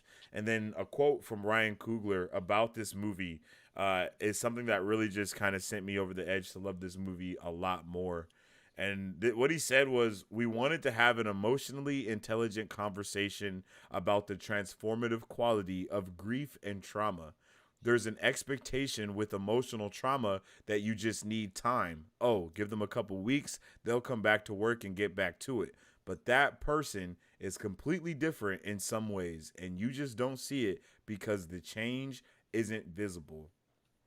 I feel like that quote is literally not only a beautiful quote that entails and wraps up all of us in life with the things that we've dealt with, the things that we've gone through, and the losses that we've also had. But I feel like that is a beautiful quote to the actual love letter to what Phase 4 truly was of the MCU altogether. Like Wakanda Forever ending that, I think it's a perfect bookend to the Phase 4, because all of Phase 4 from start to finish has been about the transformative quality of grief and trauma. We see how grief and trauma transforms Scarlet Witch into what she becomes. We see how grief and trauma transforms Peter Parker into what he becomes. Same thing with Moon Knight, you know what I mean? Like all of these characters that we've been introduced to in Phase 4, and a lot of the things that every show, like every single movie and show that we got in Phase 4, it was literally about the transformative qualities of grief and trauma. And that's why I am so much more for Phase 4 than a lot of other people, is because I understand how this, I kind of understand that this is what we wanted, from the MCU. We wanted a phase about the grief and trauma that people are feeling because of the past experiences that they've been through. Falcon and the Winter Soldier, we see that happen. You know what I mean? We see it happen in every single movie, every single show. Someone is grieving, someone is going through some type of trauma in whatever shape or form that portrays to them. And Wakanda Forever, once we get to the end of that movie and Shuri is sitting on the beach, we have also went through the process of grief with her. And a lot of people are mad that, about the choices that she made, about all this other stuff. But it's like, she made those choices because of the queen. You know what I mean? Like, all of the steps that we go through with her in this movie is what brings her to be able to become this new person, this bigger person, because in the end, trauma and grief makes or breaks everybody.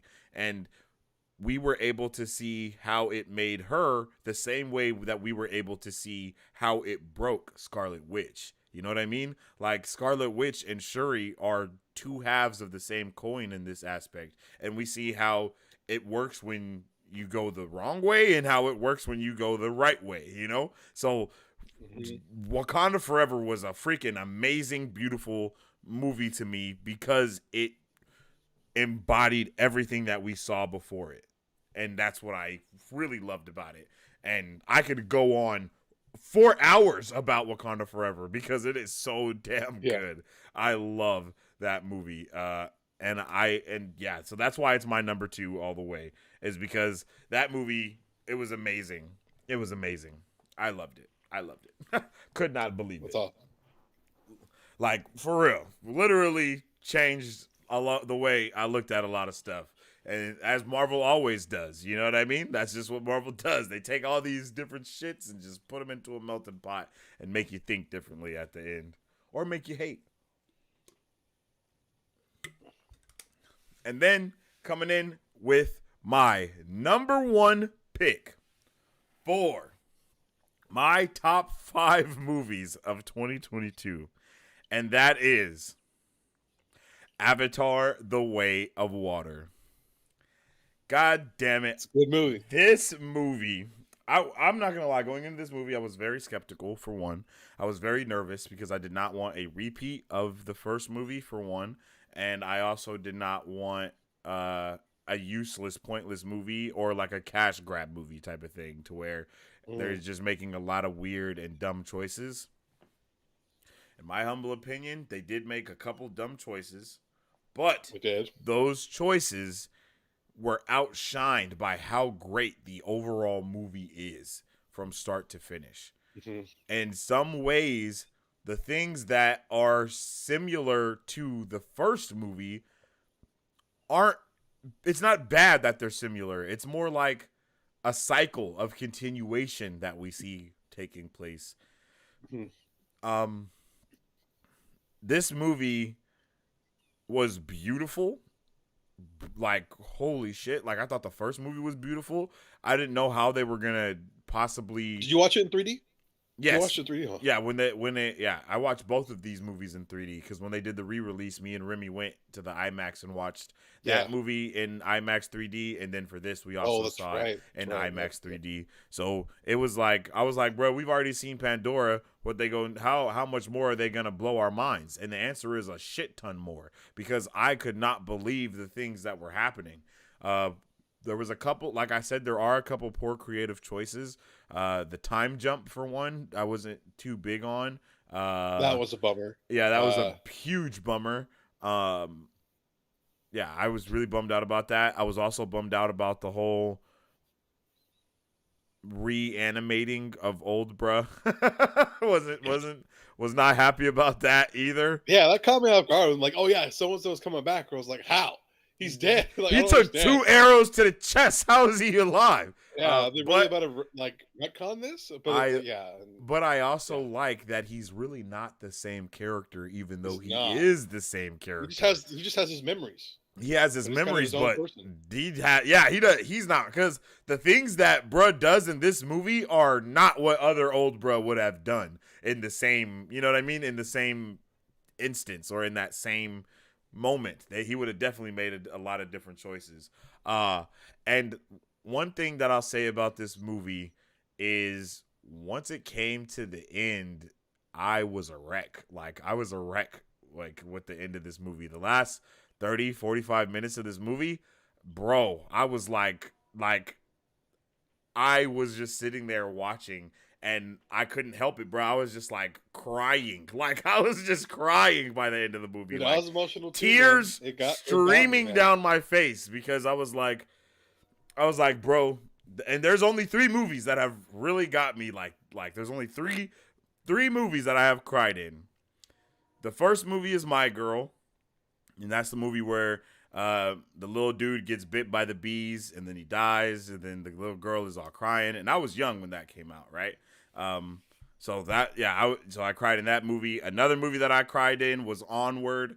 And I cried in Onward for very much so the same reasons I cried in this movie. And that's because in this movie, once it comes to the end, you see how hard Jake is trying to protect his family, yo. And as a father, that is something that resonates so deeply because you try your damnness to do everything right and you still gonna mess up, right? Like in the end, you really don't know what the hell you're doing. And so you can see that Jake, he ends up trying to treat his family like they're a squad, like they're his team, because that's the only thing that he can recollect to like that he can connect that to, and how to actually move forward with the experiences that's going on with his family, trying to save him, trying to protect him, and all the shit that's going down. And once you get to the end of the movie, bruh, and you realize what's going on here, and everyone changes, bro,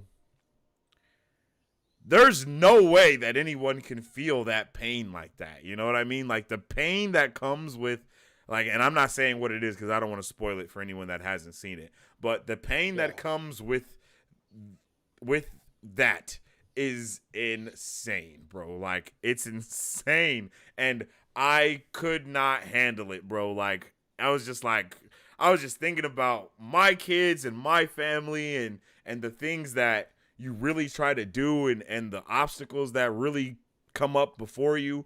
And it was like, oh my God, like, bruh, like, yeah.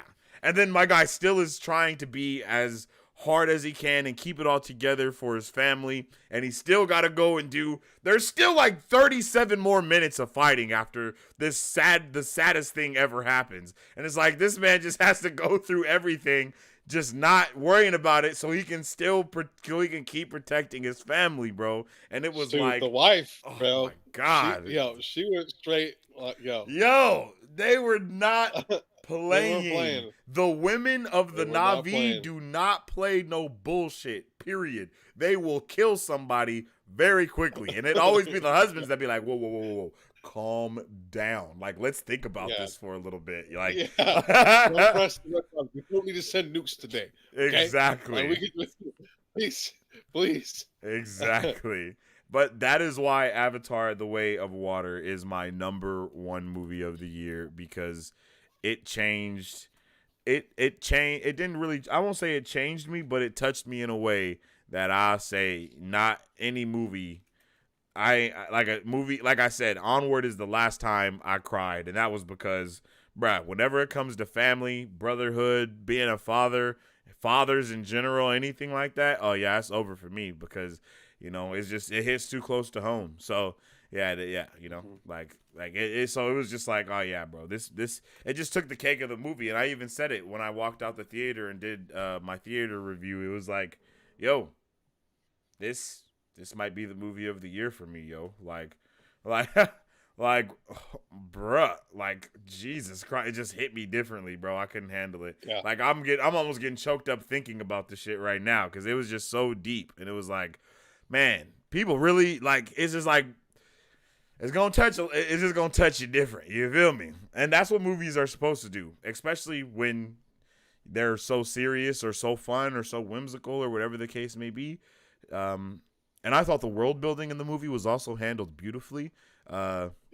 Like the little aspects that they brought in with the young girl, the daughter that is not the daughter, I guess. The daughter that's not the daughter but is the daughter. Yeah. She's dope. And I loved the world building shit that they did around her. Definitely going to be a huge character in the future as well. Loved the little things that they even did with her quote unquote mom and stuff. There's this movie. It's like when they made the first Avatar, it's like James Cameron wasn't too sure if he was going to make another one. You know what I mean? That's how that felt. Mm-hmm. But now this one, you can see the seeds being laid for the future movies, to where there's things that came up in this movie that we might not even see until the fourth or fifth movie. You know what I mean? Because just the way that they're sowing these seeds so so beautifully. So that's my top 5 list. Those are our top 5 lists. Let's get a recap of these real quick. So Battery's top 5 movies, starting with number 5, The Northman, Ambulance, The Batman, Avatar: The Way of Water, and Top Gun: Maverick. That's a solid list. I'm not gonna lie to you. Yes, solid list, man. And then you got my list, top 5, starting at number 5, Doctor Strange in the Multiverse of Madness, Everything Everywhere All at Once, The Batman, Black Panther: Wakanda Forever, and Avatar: The Way of Water. So our stuff is pretty similar here and there. Pretty similar. Yeah, and like I think out of all of these movies that we had, we only didn't see like 2 of them together, if I'm not mistaken. Like, you know what I mean? Like, yeah. And that was just because once the end of the year came, it was just getting more and more hectic, really, and that was just it. But yeah, yo, that's our top 5 list for our movies, yo. So let's jump into the chat and see how everyone is feeling, and you guys tell us how you guys feel about our top 5s, respectively. Are you Team Bat or are you Team Sensei? No, I'm just playing. Who's better? Facts. Oddly enough, the Batman was the only one on the list I did not feel like rewatching. I saw the Batman 3 times. I've only watched it the one time so far. Not gonna lie. I watched it because we watched it. I watched it with. It does deserve a second watch. I watched it with Dwight, and then I watched it a third time. I think by myself. I'm not gonna lie. I think it was just Bolo, and I watched it again because I was like, "This is a good ass movie," and I loved it every single time. And I cannot wait for that spinoff series for the Penguin. That's gonna be. I think that's gonna be nice. That quote, right? And I think that quote, right? Okay, just hear me out. I'm not gonna go off again, but I think that quote about the transformative quality of grief and trauma is a beautiful end to what started us from WandaVision, from what is grief if not love persevering. I just feel like that's a nice little circle, you know what I mean? Like, those are just 2 beautiful quotes coming out of the second one isn't technically in the MCU, but it is from a dude that wrote the MCU, and it's pertaining to Marvel, so I'll take it as an MCU quote. And I just feel like those 2 quotes go together beautifully. So yeah, man, yep, that is that, and whackity whack, don't fight back. 12-year wait was definitely worth it. I feel like this was the year of spectacles, a huge focus on elevating the limits of next-gen cinematography. Yes, I agree with that a lot. Yep. And I think a lot of these shows are going to start doing it as well. I don't know if you guys have heard about it, but Avatar: The Last Airbender, the live-action show that's coming to Netflix, they have like the biggest LED screen that they used on set in the world, like Guinness World Records. The shit that they used for The Mandalorian, Bat. You remember when they were like, when we were talking about that? Yeah, they used that, but they have the biggest one in the world for Avatar: The Last Airbender coming to Netflix. So I think that shit's gonna be fire. Fire. A building year for sure. I put Wakanda Forever, Multiverse of Madness, and Avatar 2 in the same class and tier for that reason. Oh, okay. I could definitely see that. But I don't think Multiverse of Madness being in there is a little iffy, though. I'm not going to lie. It's just a little iffy. Wakanda Forever and Avatar 2? Yeah, those could definitely be in the same class, in the same tier. I agree with that 100%. Wakanda Forever was damn beautiful, too. Like, they had some wonky CGI moments, but it really wasn't a lot of them. The only moments were just, like, Homegirl with the suit. And I honestly felt like they made the CGI a little wonky like that so we wouldn't be so disturbed when her show comes out and it's basically the same way, if not a little bit better. Like, I think that was just a power move type shit. Northman was sick. Hell yeah, it was Mike Davis. What's up with it, brother? I hope you're having a good one today. How's it going, Mike? Francis says, great discussion, guys. Yes, sir. That was our movie discussion, and we're about to get into our top 5. Is it? Yeah, top 5. Top 5 movies of the 2022 that we had for us. Movies or Shows, my bad. Yeah. Shows of 2022. And we're going to get into that right now. Well, just in 1 second. But first, what we're going to do is our first giveaway. Secondly, our second giveaway of the Nighty Whitey Diety Lighty Bye. Okay. And with this giveaway, this is going to be for. Wait, where's it at? Where's it at? Hold on, I got to find it. Is this it? Yep. Here we go. This is for our top 50 hours watched people that we got. So all of the top 50 out of our 1,500 subscribers that have the top watch hours, this is the giveaway for you guys. Okay.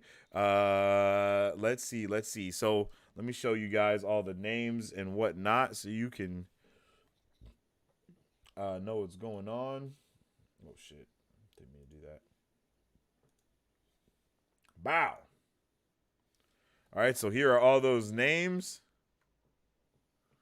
Oh, yes. As you see, all those lovely names, all you beautiful human beings, all you W humans coming through with the love and support. Okay, now let's find. Where is it at? Here we go. Bow. All right.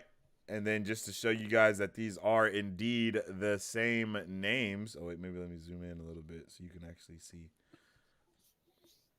As you can see, these are the same names. Darkhold, Mary Sue, Pina Colada, Andre the Explorer, Team Samurai, ScoMo. You got all of them on there. All right? Okay. So we're going to come down here and we're going to pick a random name. And then this will be our first giveaway today. Here we go.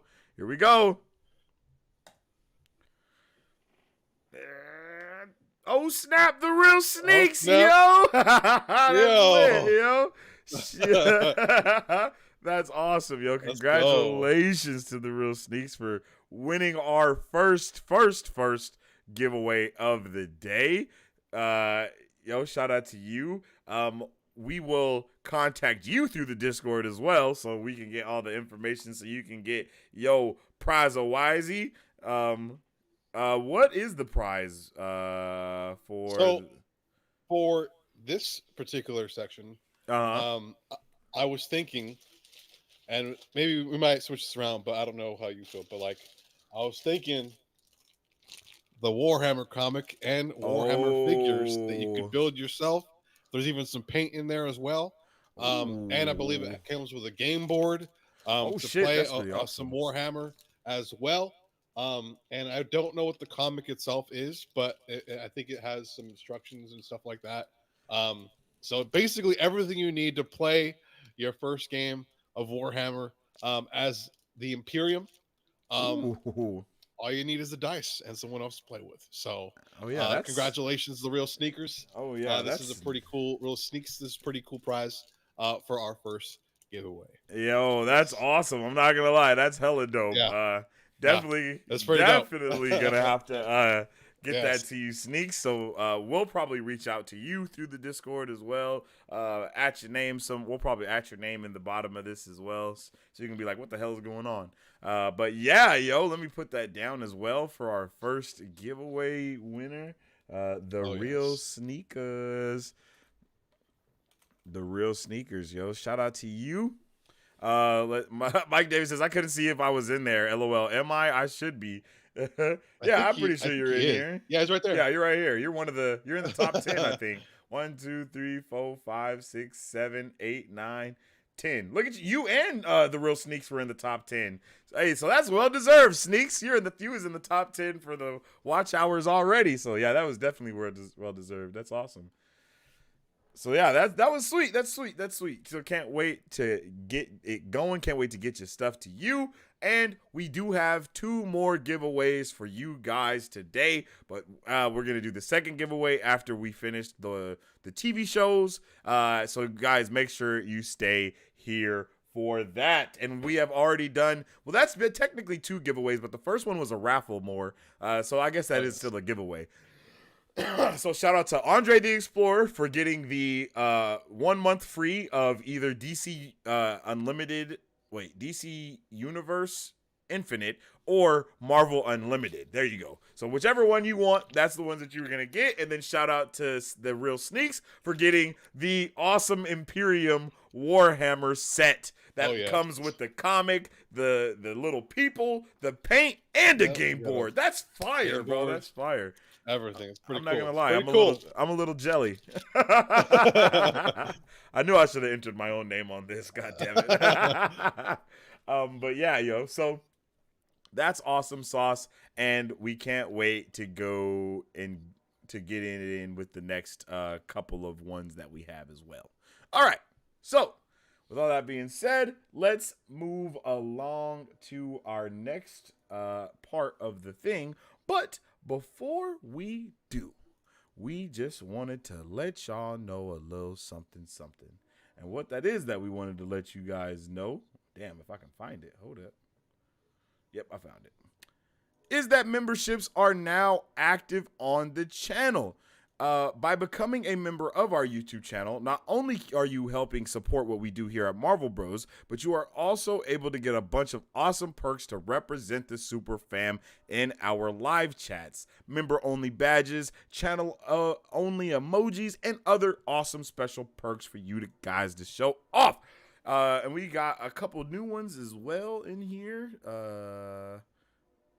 Well, new to you, mostly new to you, Battery. We got the hello there coming from the hello there with Obi-Wan Kenobi, and of course the Brovengers sign, yo. Just to name a couple of the emotes that we have in there. So yeah, appreciate you guys, appreciate the love, and we definitely appreciate the support.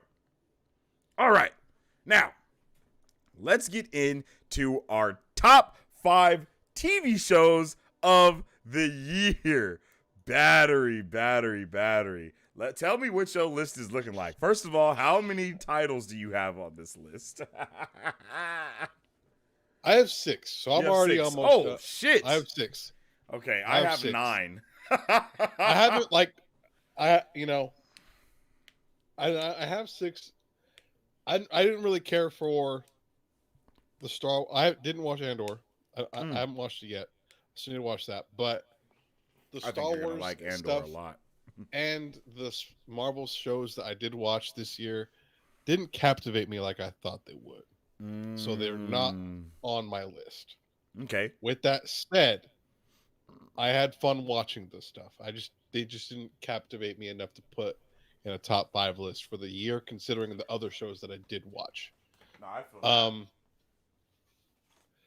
But I had remembered a show that I'm like currently watching as it comes out, and I don't know where I want to play. I think I do. There's no competition. It's my number 1. But and I'll kind of come to that. But starting out at number, I have 6. I have to cut out. Okay, so what we'll do is just say the ones that you have on your list. I'll say the ones that I have on my list, and then I'll cut down first to get to 6, and then you can take it from there. All right. Okay. So right now, I have 1883. Okay. Great show. House of Dragons, Wednesday, The Terminal List, The Recruit, and Chainsaw Man. Oh, Chainsaw Man is dope. Oh, dude, it's so good. It's so good. Chainsaw Man is really good. That is a good choice. I'm not gonna lie to you. But those are my 6 shows that I've been really connected with this past year. Okay. That's a solid list. I'm not gonna lie to you. So here's my list. My list is Peacemaker, Stranger Things 4, Miss Marvel, His Dark Materials, The Recruit, House of the Dragon, or House of Dragon, whatever it's called. Attack on Titan, Part 2, of course, Andor, and The Boys. So those are the ones that are on my listy wisty. Okay. Hard list to narrow down. Yeah, I've backed myself into a corner twice now, and I'm a little perturbed. But let's just start with knocking off. You said you have 6, and I got 9, so I got to knock off, what is that, 4? Okay, or 3, I think, maybe 4 or 3. 3. Okay, let's go TV shows. All right. And let's see. Okay, so first and foremost, which is the first one I'm knocking off? It's a tough one, Holy shit. This is a lot tougher than I thought it was going to be. Because I actually really like all of these shows that I put on here. Let's see. Oh, shit. Oh, my God. Let's see. Okay. I'll say that. I really don't know. Shit. Okay. Unfortunately, I think I'll take The Recruit off first. I don't think that was in my top 5 necessarily, but that was really good. I really did enjoy The Recruit. Battery showed me The Recruit. It's on Netflix. You guys should definitely check it out if you haven't seen it already, because that shit is fire. It's really good. I'm really hyped for the next season as well. I think that's going to be lit. But once again, I don't think it's good enough to be in the top 5. So let's get that one out of here. And then I have to get one more. No, I got to get 2 more out of there.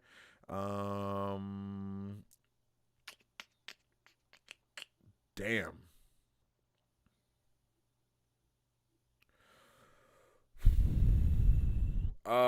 Even though I really did like Stranger Things 4, I liked the first part a lot more than I liked the second part. And I think because of that, I think it gotta go. Because what I wanted from Stranger Things season 4 was for it to be good, really peak good, like the entire time from start to finish, because it was a roller coaster. Yeah, but it was definitely a roller coaster of emotions. And I don't know why, but I was like finessed into thinking it was the last season, so I guess that kind of messed with how I felt about the show as well. But even knowing that the next season is going to be the last season, it kind of really makes me not all the way like this season as much, even more, because I feel like I feel like shit was dragged out a little bit too long. And I think we kind of it's probably because of our expectations were a lot different than what we got at the end. But still, it was like, come on, bro. You know, like that's kind of how I felt once it was the end. It was like, come on, bro, really? Come on, bro. Like we could do better. So even though once it ended, like the last 2 episodes of Stranger Things 4 were freaking insane, but everything leading up to that was not so insane. Okay, so I have Peacemaker, Miss Marvel, His Dark Materials, House of the Dragon, Attack on Titan, Andor, and The Boys left. Oh shit. I don't know why I didn't put Moon Knight on here. But I almost put Moon Knight on my list, but that damn kaiju battle at the end, it like ruined almost the whole show. Like, yeah, that was weird. Definitely some interesting things that they did in that show that I don't think we were prepared for. Definitely wasn't ready for it to lean more into the supernatural than the regular like crime fighting shit, but it did do that, so that was weird.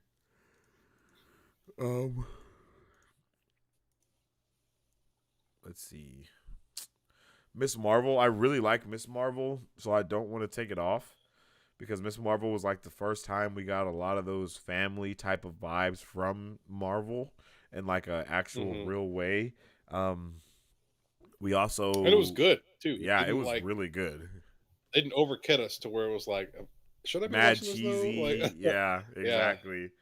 I like the fact that we were finessed, but in a good way. Like, I think a lot of us thought that Scott Pilgrim shit was gonna be going on for like the whole series heavily, like it was in those first 2 episodes, but it didn't. Like, everything got a lot more subtle, everything balanced out more.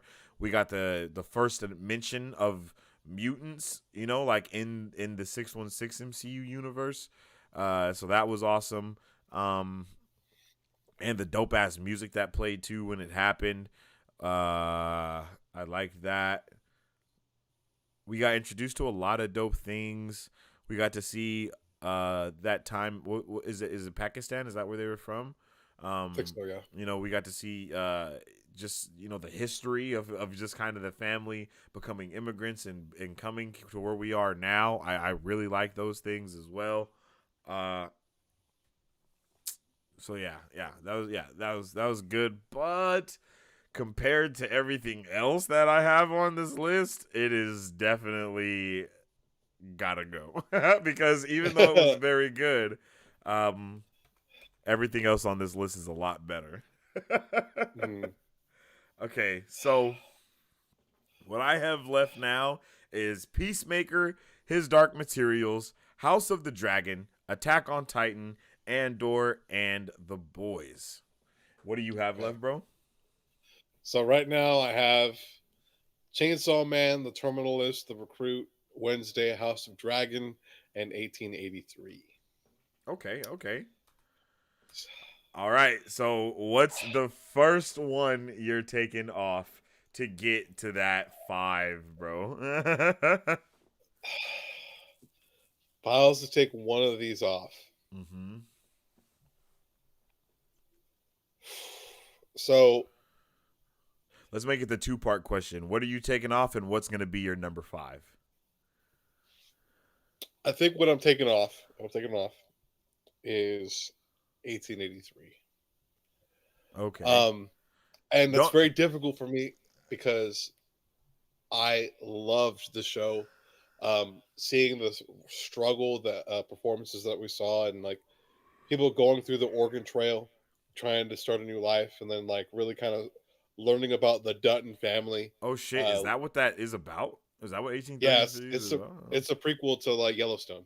It's like the very first Dutton that Oh. settles in Wyoming, and is it Yellowstone or whatever.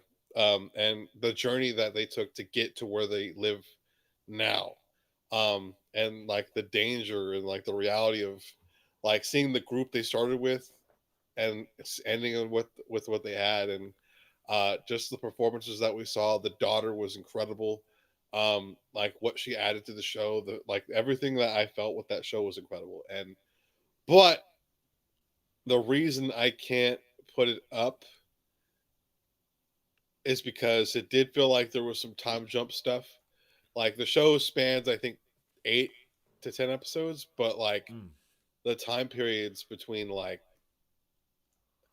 I think it feels like a couple years, like almost a year, time frame wise. And so we 10 episodes span like a year almost, and it's just kind of like, man, I don't know. I wish we got to see more with the time that we had, and I think that's why I'm probably taking it off the list. But 1883 is definitely a top 5 contender, just not in my top 5. But I have not seen number 5. Yellowstone. Okay, wait. Wait.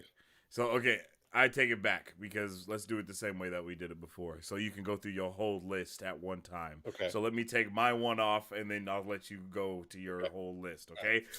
Yeah! Okay. Shit. Okay, this is what I'll say. The only reason I'm taking this one out, the one that I'm going to take out, is because it is the only one that is an anime. Okay. And even though I loved this season that we got, I do believe that it went off the Richter scales a little bit for me, to a point to where I was like, what the hell is happening? Like, bro, like legit, like some of the choices that people make, the stuff that comes out about Aaron, all those things. So one of the best plot twists I'll say in like anime that I've watched, like in anime in a long time. This show is definitely in my top 5 when it comes to anime, but I feel like that should be a list of its own. And I only put Attack on Titan on here as not only an honorable mention, but because I truly enjoy this show. I could give a top 5 of my animes right now because I know what I like from that. But Attack on Titan was fire. I really liked it. It got freaking crazy, but it has to go off of this list because we're just gonna stick to the live action for my list. That's just my reason for that. And then before we jump into more stuff and things, let's catch up with chat a little bit, see how they're feeling, and then we'll get into your top five. Okay, so wait. Okay, yeah, you're there. Okay. Wednesday was a big surprise hit. It's definitely in my top 10. Okay. Here's my issue with Wednesday, because I did enjoy it a lot. I thought it was gonna be better. I thought it was going to be darker as well. I did not think it was going to be as humorous. And I 100% did not think that we were going to get Wednesday as Nancy Drew.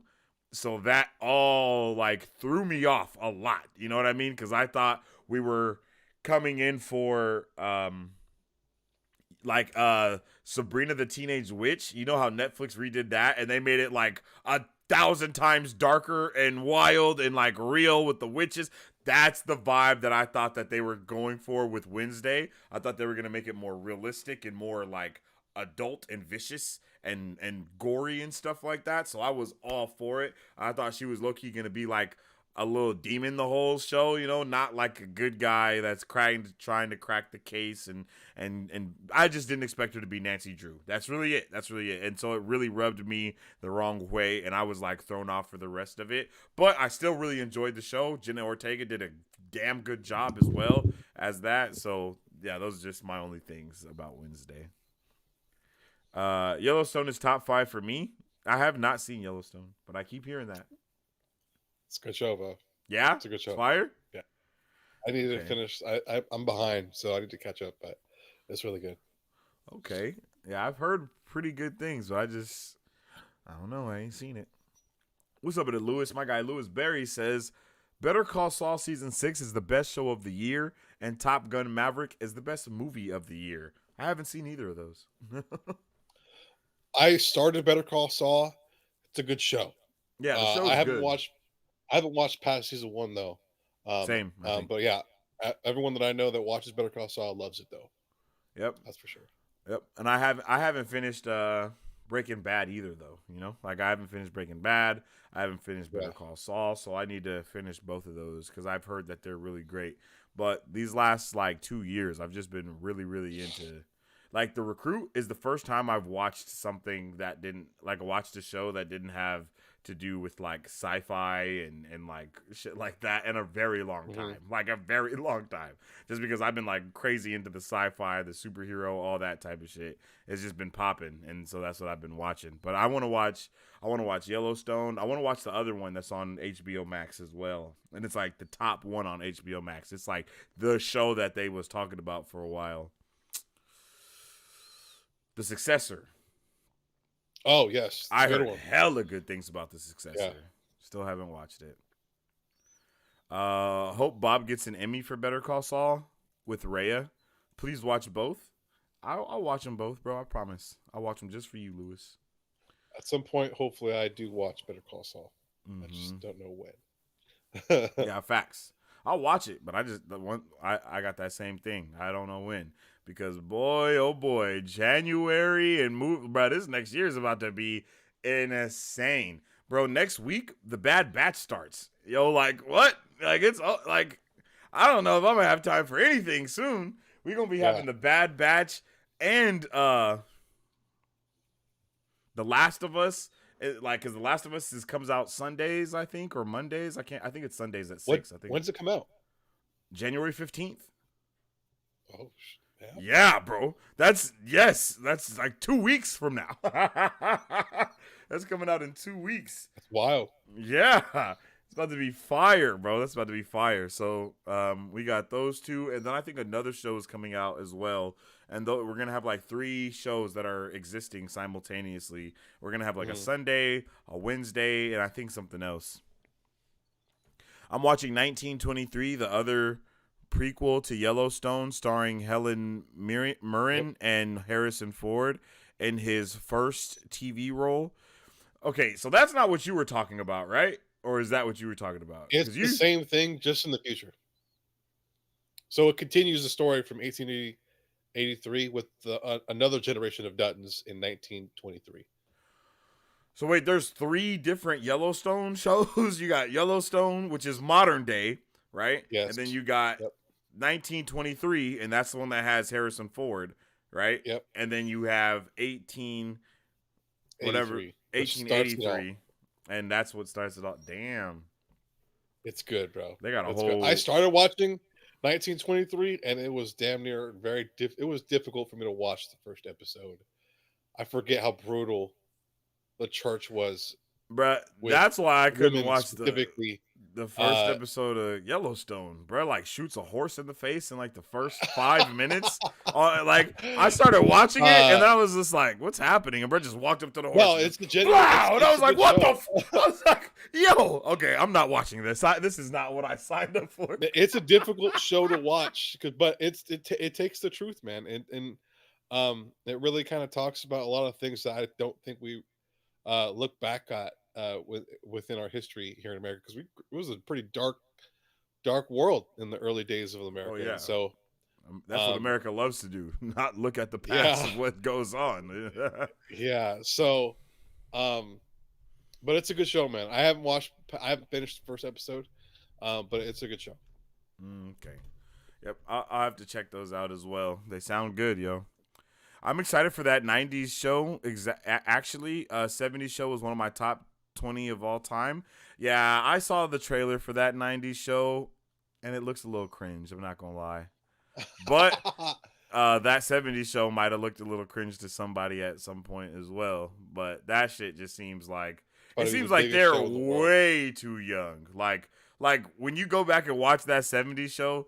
Like, you know that they're supposed to be young, but it doesn't feel like they're young, you know what I mean? But this one, it feels like they're all like 16 and 15. Like, I don't know if they are. I don't know if that's what it's supposed to be, but they definitely feel like some 15, 16-year-olds that's smoking weed in the basement and chilling. You know, I'm probably coming back for the mom and dad alone. Because they are hilarious. The mom and dad are peak from that 70s show. So hopefully they're peaking this as well. And I don't know if they're bringing any of the old cast back. I don't know if this is like the kids of the old cast or what. I don't know how that's working. But, yep. All right. All caught up with the chat. Now, back to you. Starting at number 5, the Mambo number. What is the one that's coming in for you there? Number 5 is The Recruit. Okay. This show was incredible. Caught me completely off guard. I was just on Netflix. I think I was doing lesson plans and finishing up work or doing something. And I just put something on just because I had time. And it was like a weekend. I think it was a Saturday morning. I was just kind of doing stuff. And then I was like, I never really do work and watch stuff at the same time because I'm terrible at multitasking when it comes to that type of stuff. But I did that day. Before I knew it, I finished The Recruit by midnight that day. And but like, it's incredible. It was one of the best spy CIA espionage type shows I've watched in a long time. And I have a couple other shows on this list that are in the same category, but it's just as good. The stories were great.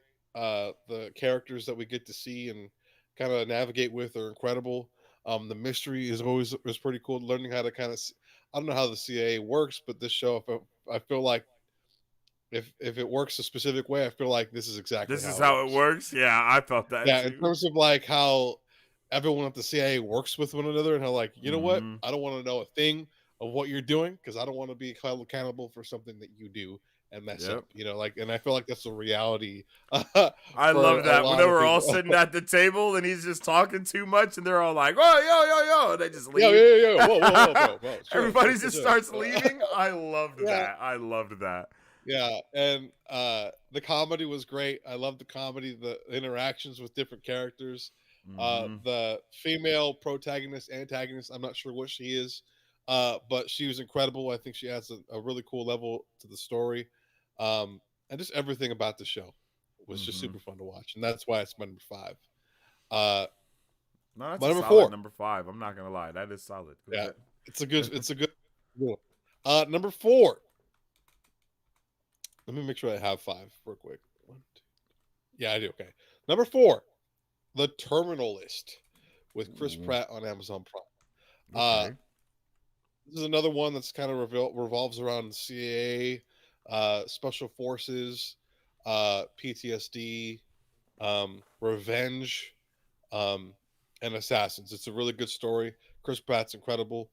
Um, this came out amongst his attempted cancellation by the internet. Oh, they did try to Chris, cancel him. I forgot about that. Chris Pratt said, "F that. I'm going to make a bomb ass show with real operators," and it was incredible. Um, the characters in the show were great. The action was great. Um, everything seemed everything like the mystery, the shock and the surprise that you kind of get towards the end with the show was really good. And I don't know if they're going to get a season 2. I don't know if they can really. I think this is just a one and done. Um, but I really love the show. And I just love that genre, hence why the recruit's number 5. Yeah. This one's number 2, you know. And again, I don't really have any Marvel or Spider-Man or like Star Wars stuff on my list. I wasn't really caught.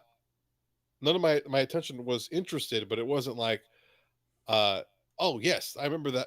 Like it wasn't Yeah. popping out to me when I was trying to make this list. Mm-hmm. Um, Number 3, House of Dragon. House of Dragon is Oh. so good, bro. Uh, I think everything that we love about Game of Thrones is in House of Dragons and more. The Mm-hmm. characters are incredible. Damien's an absolute demon that we all love and root for. Rhaenyra um, is definitely one to root for by the end of the show. We know who the enemies are. We know who the good guys are, kind of. It's a mystery when it comes to like the way the show's kind of fiddled around politics and stuff really well to make us interested and be unsure of characters, be unsure of what's happening. Yeah. And it's just really cool to see. Um, and I just saw a comment real quick. Jack Ryan, or Jack Reacher, I'm not sure what it is, on Amazon, is another spy related show that almost made the list as well. I honestly probably could take the place of Recruit if possibly. I just have to kind of explain that, but that show with um, I can't think of his name. Jack Reach. John Oh, Krasinski. is that Jack Reacher? I think Oh it's yeah. Jack Ryan. Jack No, yeah, Ryan. yeah. That Wait, what? Yeah, One Jack of Ryan is them. the one with yes.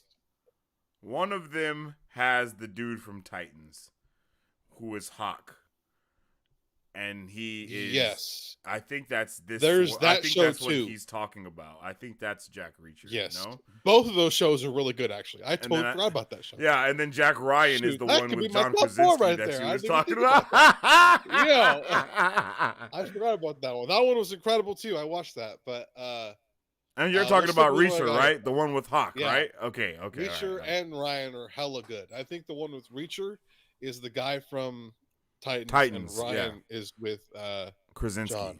Mm-hmm. Yes. Both are incredible. Up there with the Recruit and Terminal List. Okay, but the quick House of side Dragon, note. Did you ever watch the one with Michael B. Jordan? I did. It was pretty good. Okay. Felt a little lackluster for me though. Not gonna lie. Okay. Felt like they wasted a lot of potential or didn't utilize what they had. correctly. to be interested. Yeah, I Um, got you. yeah.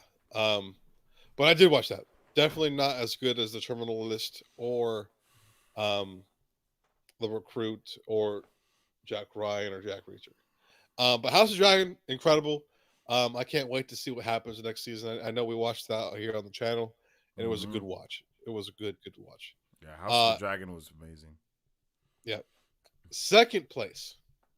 Okay. Oh, Oh my God, that's too okay. late. Go ahead. Okay. I'm sorry. It's good. Go ahead. Second place is Wednesday. Okay, damn, you like Wednesday that much? I loved Wednesday. I don't know what Okay. I was expecting. So like I know who the Adams family are, but like Mm-hmm. I didn't watch Them a them lot growing religiously or up. anything. Yeah, so like I just always known about the Adams family. Um, I just know they would do weird shit. That's pretty much it. But like I don't know. I just like the investigation. Like I know you weren't a fan of The the investigation was good. I had like it just wasn't yeah the tea that I was prepared for. yeah You know what I the mean? Nancy Like, Drew thing stuff yeah, I like wasn't. style stuff. Yeah, I wasn't I ready was for actually that. pretty interested in. I didn't know that's the route we were going with it. Mm-hmm. Like you said, I think I was expecting more of Sabrina. Maybe we will in the future. Yeah, Um, because it I think they were definitely kind of felt like they meddling with were that, exactly okay. You felt the but same like, didn't, thing. yeah, but they didn't like want to go full hardcore in it It's quite like they yet. didn't want to commit to that. They was like, let's Yeah, see how people feel because they were first there, before we I think, go. but they didn't. They Like didn't she commit. literally like tried to kill someone with piranhas in the first episode, and that's like the most, like it's like the most that happens in the whole season. It's like Yeah. damn. But the characters are great. I loved her parents. I loved the relationship between her parents. The dean. Everything The about the story show. was I really really had. good. The story was good. I had a lot of fun with the show, man. And Her I friends didn't and stuff. realize, yeah, her friends are awesome. I didn't really, again, I don't know a whole lot about Adam's family, but like the way she is, um, was just cool to kind of learn about, and like the relationship she kind of forms, um, with the boys that she does end up being a little attracted to, um, inadvertently, was pretty cool to see, and I really like that. Mm. Um, Another thing is I don't know. I just had fun, and it was a surprise. It for me, it was one of those things I think we just kind of put on one day. And before I know it, I was binge watching the entire show, like that entire day or something like that. Or like it took me 2 days to finish it. I think, I did the but it same. was good. It was good, man. I really liked it. Um, but with that said, my number one is Chainsaw Man. Oh Uh, shit! this show, my God. Yeah, I Uh, was yo, I crazy. before the show came out, I would always see people talk about, oh my God, Chainsaw Man manga, it's incredible. Like everyone was freaking out as issues were coming out, and I was Mm-hmm. like, what's this about? And then like we saw the trailer. I think we reacted to it. We are Yeah. like, yo, this looks incredible. And then, like I didn't know where it was coming out, but you can watch it on Hulu, and Oh, okay. the main character, incredible, bro. I love the main character. I love the premise, of demons and humans and uh, public safety people, detectives. I don't know what they Mm-hmm. refer to them as, but basically people that hunt down the demons, and then there's humans that work with demons, some good, some bad, and just everything that about the show is really good. The episodes are really short. That's the only thing that kind of bothers me. Like one fight over, and it's like, and that's kind of upsetting. The dialogue's great. It's gritty. It's dirty. They're not afraid to get a little nasty on us. And I I don't mean, know. yeah. It's just real, and I just really enjoy that that factor, and like the emotions that you see, then get to feel like you're a part of. Um, have been incredible to kind of see and be a part of, and it's a show that's ongoing. So like I have to wait every week to watch it, and I don't really. There's not a lot of. There's like it's the only show that I watch that's like that at the moment, Oh, and okay. it's always something I look forward to every Tuesday night to watch. So that's always fun. Oh, okay. Yo, that's lit. That's lit. Yeah. I So I like Chainsaw Man. That's definitely a crazy anime. I like the premise of how he becomes Chainsaw Man and Yeah. that whole thing with him and his little demon dude. Like I like all of that. All of that is really dope. And it did a nice job of giving a spin to that type of genre of things. Yep. Like a lot of the Gory, times bloody. when we see demons hunted or anything like that, it's very rare where the people that are hunting them are like half demon as well, or whatever the case may be. It kind of feels like with that show, they're kind of doing like a modern day version of like Demon Slayer mixed with Fire Force. Yeah. It's like both of those animes like in one. And I really like that. I really like that fact about that, and it's really dope. So that's definitely that's a W pick. I ain't gonna lie. That's W. Yeah. Yo, that's lit. So Battery's top 5 TV shows starting at number 5: The Recruit, The Terminal List, House of the Dragon, Wednesday, and Chainsaw Man. Yo, that's a pretty solid list. I ain't gonna lie to you, fam. I ain't gonna lie to you. I had a good time watching shows this year, man. I really did. Oh yeah, Didn't it was a great time watching shows. I'm not gonna lie, like it was awesome. Yeah, I feel like I didn't get to watch a whole lot of movies, even though I know we did. But like, I just feel like I missed out on a lot. But show wise, I feel like I got to watch a lot of weird odd-end shows that I probably wouldn't normally watch during the year. Oh I yeah, had a good time. I had a good time. I agree, yo. I agree with that. Definitely a good time. Definitely a wild time as well. I think that's safe to say. It was definitely a wild time more than anything. Man, that's all right, bro. All right. So, starting off at number 5 for me. Unfortunately, I don't want this to be my number 5, but I do increasingly like everything else on this list a lot more. So my number 5 is going to be Peacemaker. I really loved Peacemaker. I thought Peacemaker was a beautiful story. I think a lot of people were not expecting for Peacemaker to be so damn good, and not only for Peacemaker to be amazing, but also for John Cena to come through and give the performance of a damn lifetime. I believe that man is Peacemaker the way I believe that Iron Man is Robert Downey Jr. Like, I believe that shit, and I must say, when it comes to DC, the only people that I believe are actually their characters were actually their characters was Henry Cavill as Superman and John Cena as Peacemaker. Like, Gal Gadot as Wonder Woman does not work for me. Jason Momoa obviously is not a blonde-haired, blue-eyes white man. And you know, like it just doesn't work for me. Those things just don't work for me. Cyborg's okay, but I prefer the Doom Patrol version of Cyborg than the movie version of him. Like, I think that dude's might be a better actor than that dude, but that's just how I feel about that. But still, nonetheless, awesome. But Peacemaker was a beautiful story. Another story that really was giving us the ins and outs of how it feels to cope, like on what coping looks like for some people. Like, I swear 2022 was the year of coping, because that's what damn near everything was about in some way, shape, or form. And I really loved Peacemaker. Peacemaker did a huge W all the way around, and James Gunn did amazing with that show as well. Once again, I mean, when we were watching that show, I was literally preaching like, yo, just give DC to James Gunn. Let him do it. He can do it right. And now look at where we are. So, you know, like, I'm just saying, I've definitely been an advocate. Like, once we saw the Suicide Squad, I was really like, oh, yeah, James Gunn, just let him have DC, because they don't know what the hell they're doing over there. And now he has it, and he's about to have a grade A plan with it too, I believe. But Peacemaker was awesome. All the characters in Peacemaker was great. The way that it really had a lot of connective tissue to the outside world of the DC universe was really awesome. Just them dropping these different things, talking about Batmite, just random shit that you didn't think that we would ever hear in the DC universe. They talked about there.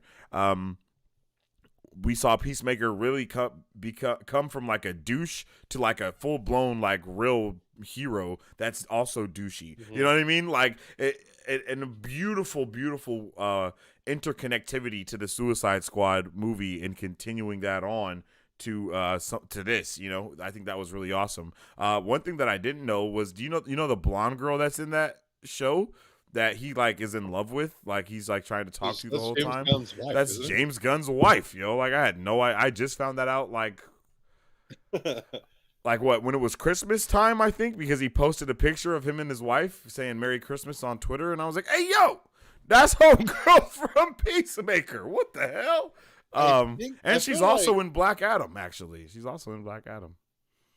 I think I saw behind the scenes clip on HBO Max one day, and it just kind of played after I watched an episode on my own here, and that came up, and it was like, yeah, my working with my wife or working with my husband, and I was like, wait, what? And I was like, yeah, wild. Yeah, definitely wild. I had no idea. I loved the dynamic between him and his dad in that show also. I thought that was a really wild dynamic, to say the very least. Yep. They definitely were something.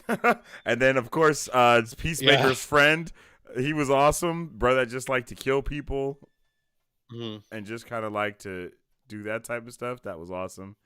I really like that. So, yeah, Peacemaker is definitely my number 5. And I guess I could be okay with it being a number 5 because, as you recall, I was like not like super happy with the whole little alien thing that was going on, and like I think they even did like a kaiju thing or something. Yeah, I just was not a fan of that because it literally just happened in the Suicide Squad. So it was like, we're doing this again, huh? With the giant moth thing or whatever. Yeah, that shit was weird. But I like it because DC is weird like that. Like, DC is the home of that weird shit happening. Like, it's not like James Gunn made that shit up for the movie. Like, no, these things actually exist in the comic books, you know? So that shit's awesome. But coming in at my number 4 is The Boys. I really loved this last season of The Boys. It was awesome. Mother's Milk? Yo. Oh, my God, bruh. Incredible. The story, like, Mother's Milk carried this last season, bro. Like, every other season has been about everybody else, low-key, but this season was all about Mother's Milk, and it was awesome. I loved it. Like, so good. So good. Huey, we saw a lot of growth coming from Huey with this. And there was just so much going on. Like, there was so much going on within this season. And we also really got to see Homelander breaking down and going crazy. Like, talking to himself through the mirror type shit and all that. Like, all of that was really awesome. I really appreciated those things about The Boys, seeing the relationship with Homelander and his dad, you know what I mean? And him not really being his dad, and just how Soldier Boy, all he really gave a damn about was revenge and murdering everyone. Like, oh my God, that was so awesome. And then at the end, when they really go to try to like kill Homelander, and you can tell that he's like scared because he's like, oh shit, I'm about to die. But he doesn't, you know what I mean? Like, and then like, oh yeah, all that was really fire. Loved seeing like all of the confusion that it left us with week after week was really cool. Like, we were really like trying to figure out what the hell is going on, what's the things that are going to be happening, and it really just kind of took over our lives a little bit, but not in a bad way. The Boys, this season of The Boys, it felt a lot like the Invincible, the animated show of Invincible. Like, it felt a lot like that in the terms of the characters were coming more into themselves, and we're learning about there's more things going on the outside world and not just this. And we also know that we're going to get the spinoff into Gen V, just more stuff like that, where this season was definitely a a breakout season, if you could call it anything like that, you know? Like, here we go. Like, now we're about to show you guys what the hell is really going down. Like, all these other seasons are just been preparation for this and what we're going to be doing moving forward. So that's why I really like The Boys. A lot of complex things were going on in there. It was crazy to see Homelander's son at the end kind of go evil. Like, they sowed the seeds for that whole, like, you know, the red side versus the yellow side. That didn't go anywhere this season, but I'm pretty sure in the next season it's going to be very heavily, like, talked about, the whole Starlight versus Homelander people and all that. I think that's going to blow up into something huge and awesome. So I'm here for all of it. I loved The Boys for those reasons, and I had to put it at number 4 though, just because everything else that I have on this list it just gets better for me. Everything just got better throughout the year. And now that I'm looking at this, I actually realize that now that I'm thinking about my order is going in like the release order of how they came out. Now that I'm paying attention to it, but that's just because I really liked them. So coming up at my number 3 is Andor. I thoroughly enjoyed Andor from start to finish. Andor was a beautiful love letter to people that like Star Wars and have always been interested in what the hell is actually going on in this other side of the galaxy that we hear so much about but don't necessarily see a lot about, or at least what goes on inside of the galaxy, outside of being a Jedi or outside of being a Sith or someone that just works for the Empire. You see that, you know, you don't have to necessarily work for the Empire to be a bad dude, you know, even though the people that are following the Empire, they're not, I don't even know what to say about that. They're not like working for the Empire, but they are in subservitude to the Empire. And that's in the form of the ISO and different things like that. And really just giving us a deeper understanding that the Empire is the Empire for a reason. Like, they are literally like Nazis in the street, like, for the people that live in the Star Wars galaxy. It's a lot deeper than what we see in these movies. Rebels is really one of the only other shows that allowed us to get more of a ground level feel of how the Empire actually is treating the citizens of the galaxy. And Andor did a lovely job at showing that, and also showing how the rebellion was not started but more formed, on how the idea behind the rebellion was formed, on things like that. And I'm a complete advocate for, they should have called it something else outside of Star Wars Andor, because Andor, no one even knew who that dude was, type of thing, you know. No one really was, like, everyone watched Rogue One and loved it, but he wasn't the main character, and it wasn't like we were all walking away from it talking about Cassian Andor. Like, no, we were talking about everything else that was in the movie, literally everything else except him and that lady, like him and the main character girl. Like, we were talking about Saw Gerrera, we're talking about the Asian brothers that were also using the Force. We were talking about the awesome scene with Darth Vader. Nobody was talking about Cassian Andor and Homegirl that helped. That's dad built the shit to make the shit happen, you know? So I remember when we even first heard about this, me and you both were kind of like, okay, this could be awesome, but what? Like, why are we getting this? And I think they should have named this show Star Wars Rebellion, and I think a lot more people would have been on it, and a lot more people would have flocked to it, because this show is not just about Andor. It's about so much more. Senator Mon Mothma is incredible in this show. Luthen, who was played by the dude from Thor, the Thor movies. That's the scientist guy. I can't think of his name. Why can't I think of his name? What is Luthen? What is that actor's name? Damn it. Luthen, Star Wars, Luthen Rail. Bro, what is this? I can't think of the character. Bro, the character's name is Luthen. Let's see, Andor, and then cast. Skarsgård. That's who it is. Stellan Skarsgård, because he is the GOAT, my guy. He is a GOAT. Stellan Skarsgård. He gives some beautiful monologues. Andy Serkis beautiful monologues. I mean, damn, everybody brought their A game in this show. Like when we were thinking about how this could possibly be like the House of the Dragon for Star Wars universe, that we were very on the money with what we were looking forward to, and it was beautiful. Week after week, I know everyone that was here for it, we all loved it, and we all were having a great time. And that's why it's my number 3, because it really gave us a different side of Star Wars than we had ever seen before, and I loved it so much, so much. It was ridiculous. Definitely one of my favorite Star Wars projects that we've had from the new Star Wars era, and I'm really hyped for season 2. So that's my number 3. Going into number 2, House of the Dragon, baby. Damn.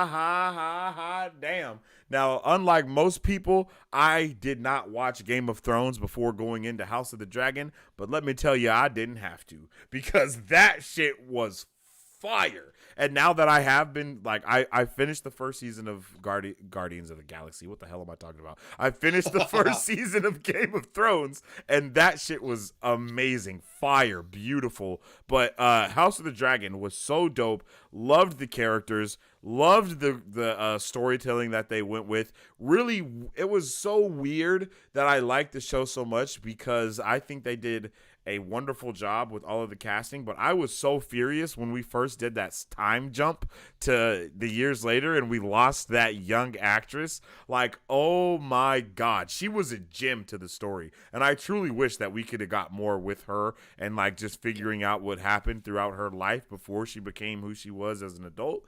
But I do think that who she became as an adult from where she was as a child, I think those things really coincided with each other very well. I think that it was believable that she would grow up into this person. She had enough of the same traits, but none of us are the same person that we were as a kid. And we're just like, you know, when we're still in our 20s, like late 20s, of course, but we're still in our 20s. Mm-hmm. Like she's like 30s, late 30s, 40s. And so there's no way she's going to be the same person, especially in this world where everything is so damn different. So I think who she becomes is perfect. You know, how she has all those bastard children, all of it. I think everything that we see in that is perfect, beautiful, and honestly, watching House of the Dragon first made my experience watching Game of Thrones even more enjoyable. So that's why that's there, and I'm here for House of the Dragon and Game of Thrones. Can't wait for all the other spinoff universes that they're trying to create, and I hope that they give them as much love and care and compassion that they did with this one, because god damn, it was beautiful. Like, super beautiful.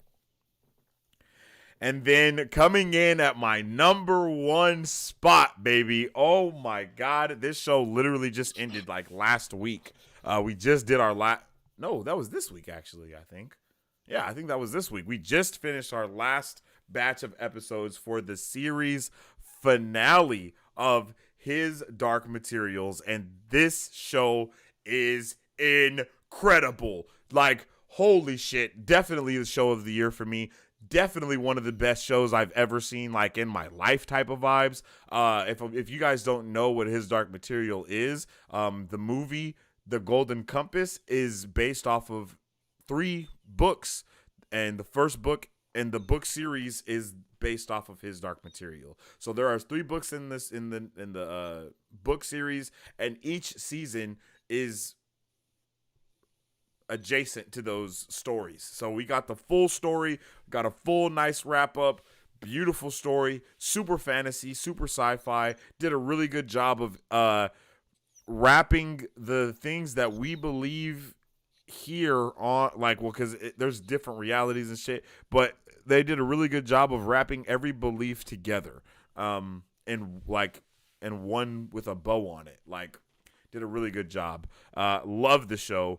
10 out of 10 will always recommend. And I had a tremendously lovely time with His Dark Materials. I don't know if I cried in His Dark Materials. I think I almost did, but I don't think a show has got me yet. A show ain't got tears from me. Well, no, I think Young Justice got me. I was like, nah, oh my God. I haven't watched a show that's made me cry in a long time. Yeah, for real. I don't think that's happened for me in a while. Grey's Anatomy.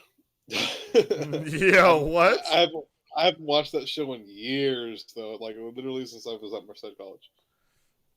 Like I But said, Grey's Anatomy. bro, I think Star Wars Rebels I got choked up on when my guy that one Kanan. was When my guy Kanan, oh my god. I felt personally attacked. I felt like I lost my Jedi Master. Like I was like, oh shit, wait.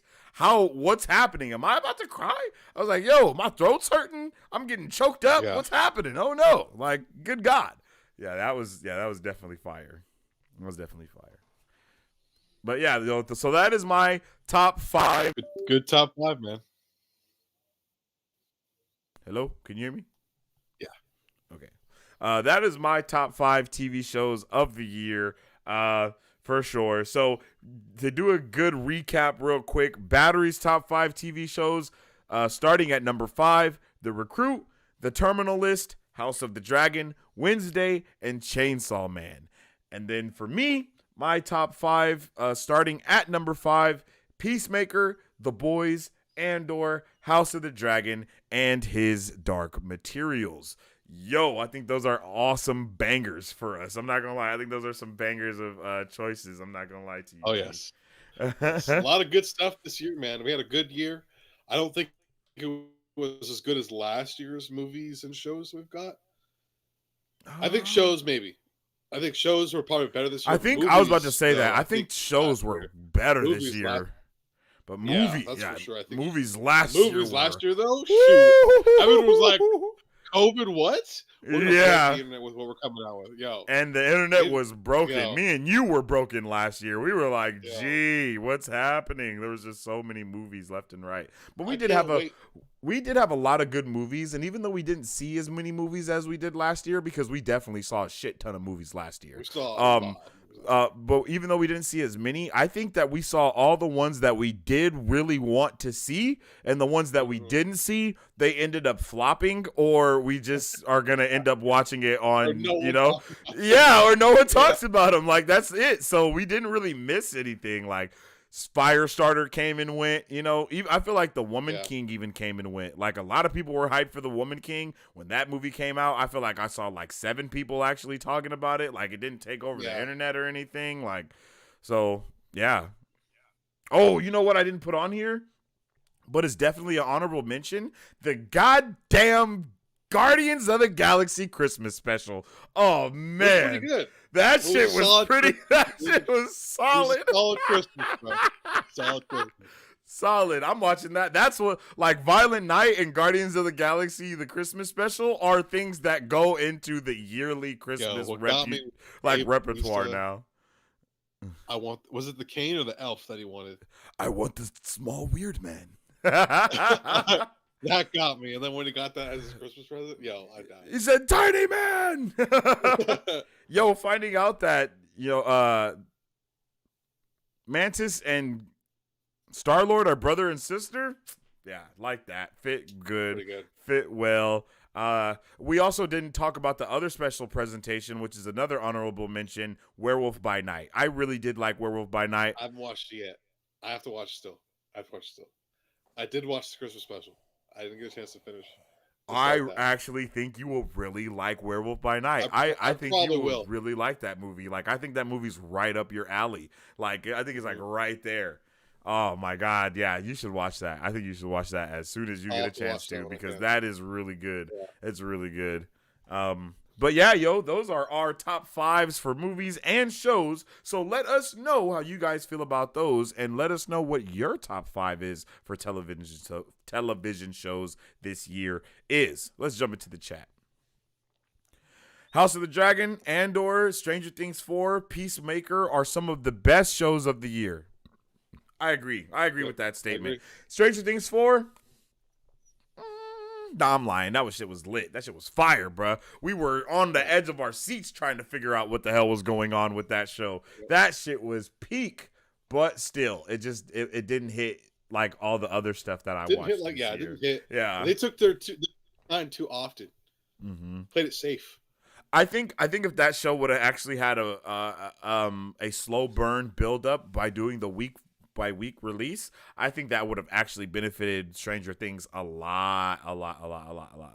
And I think we've had this conversation in our Marvel Bros chat. Like, Netflix does need to look to doing this week by week release, because man, I feel like it's hurting them. You don't get the same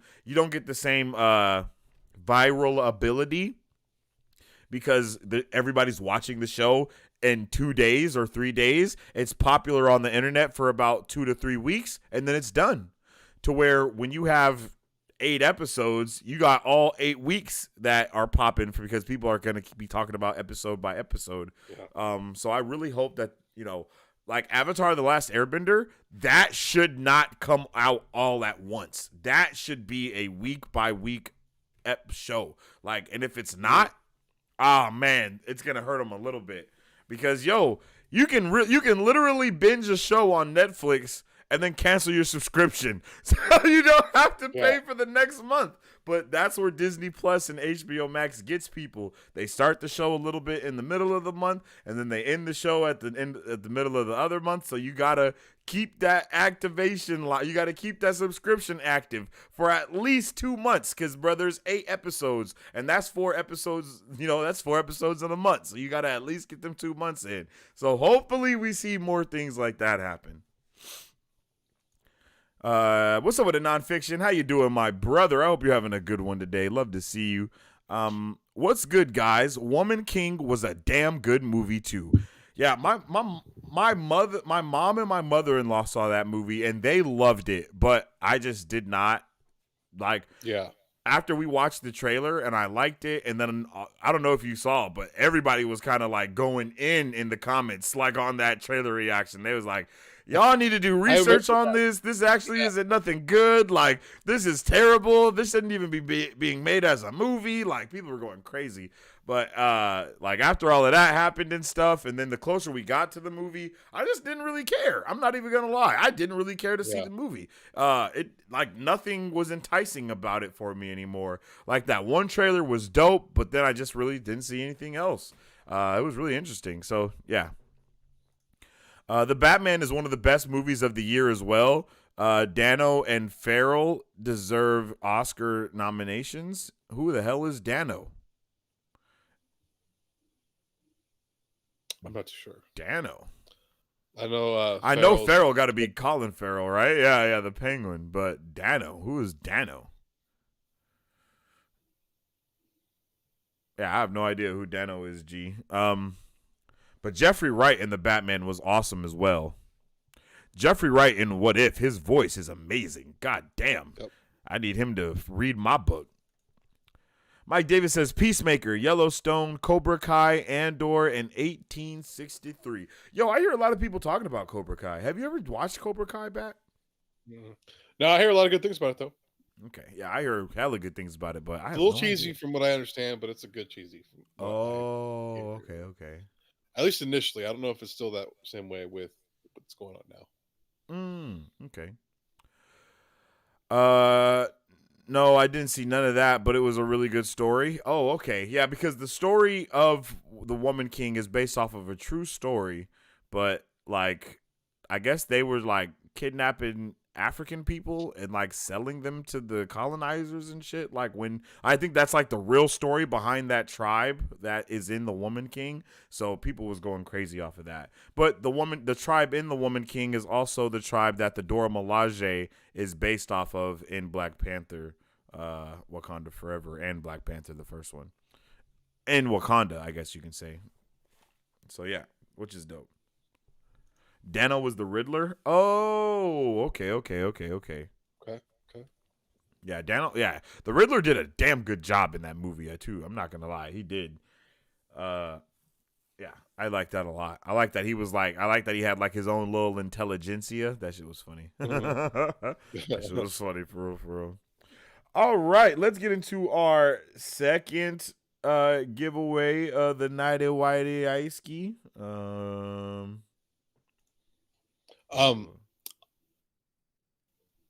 Huh? Oh no, never mind. Let me. I'll put it in the chat.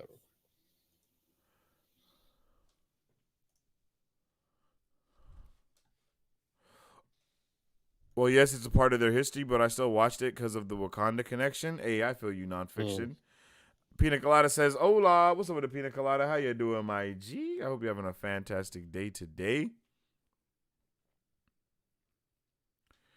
My top 5 are Lord of the Rings, Rings of Power, Lord of the Rings, Rings of Power, Andor, Miss Marvel, House of the Dragon, and Peacemaker. Okay. Lord of the I feel Rings. that. I'm torn between Lord of the Rings because I finished it.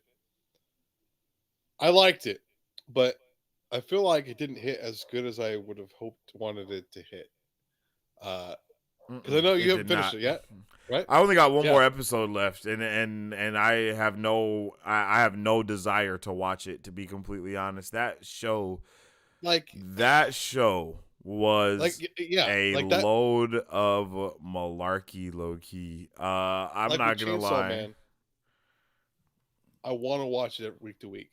With this one, like you just said, I didn't feel the need to watch it. Like I was just like, oh, I gotta watch it. You know, A that's kind of lot. that was that I had when going into it. It's like, yo, it's like some of the performances seem phoned in. It seems way too cheesy at times than it should be. It's just like nah, it's just not it for me. You know what I mean? It's just not it for me. I'm not a fan. I'm just not a fan of it. Like just me personally. It's not it for me. Like at all.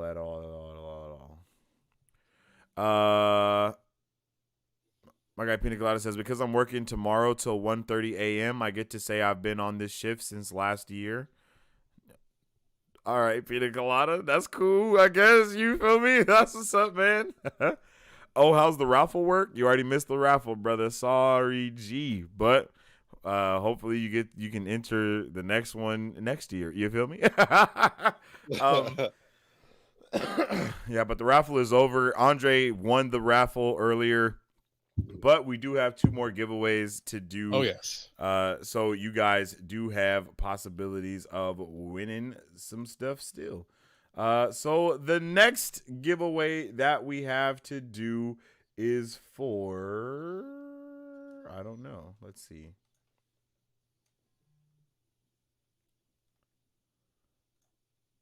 The next giveaway we have to do is for the top 15 wallets. So this is for Okay. So the top 15 people that had the bucks in the chat. This is for y'all, okay? So let's take a look at that list real quick so we can see who the top 15 people are with the wallets, so we know who is in this giveaway.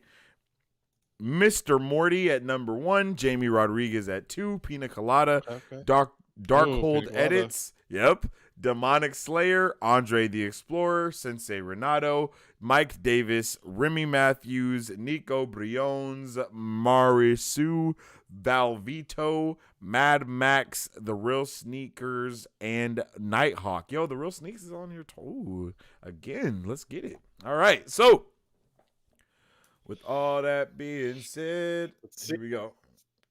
Just so you guys know, all the names are right here for the top 15 people that have the fat wallets up in this G thing. And here we go. Here, without further ado, ladies and gentlemen, let's see who is going to win our second prize of the night. Oh, shit. Mr. Morty. Snap. How much did he have? How much did he have? Let's see. Hold on. I got it right here.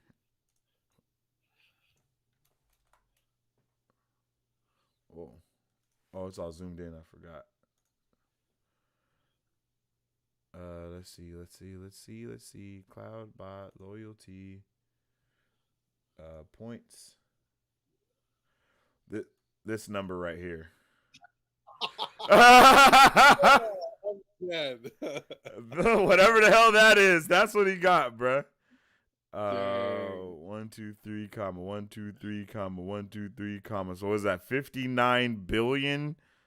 No, 59. Is that 50? 559 billion, I think, or possibly. I'm not too sure. I don't really know how to I think read it's big I think numbers it's like that. 59,970,066,160 points. Yes. I And believe that's what it is.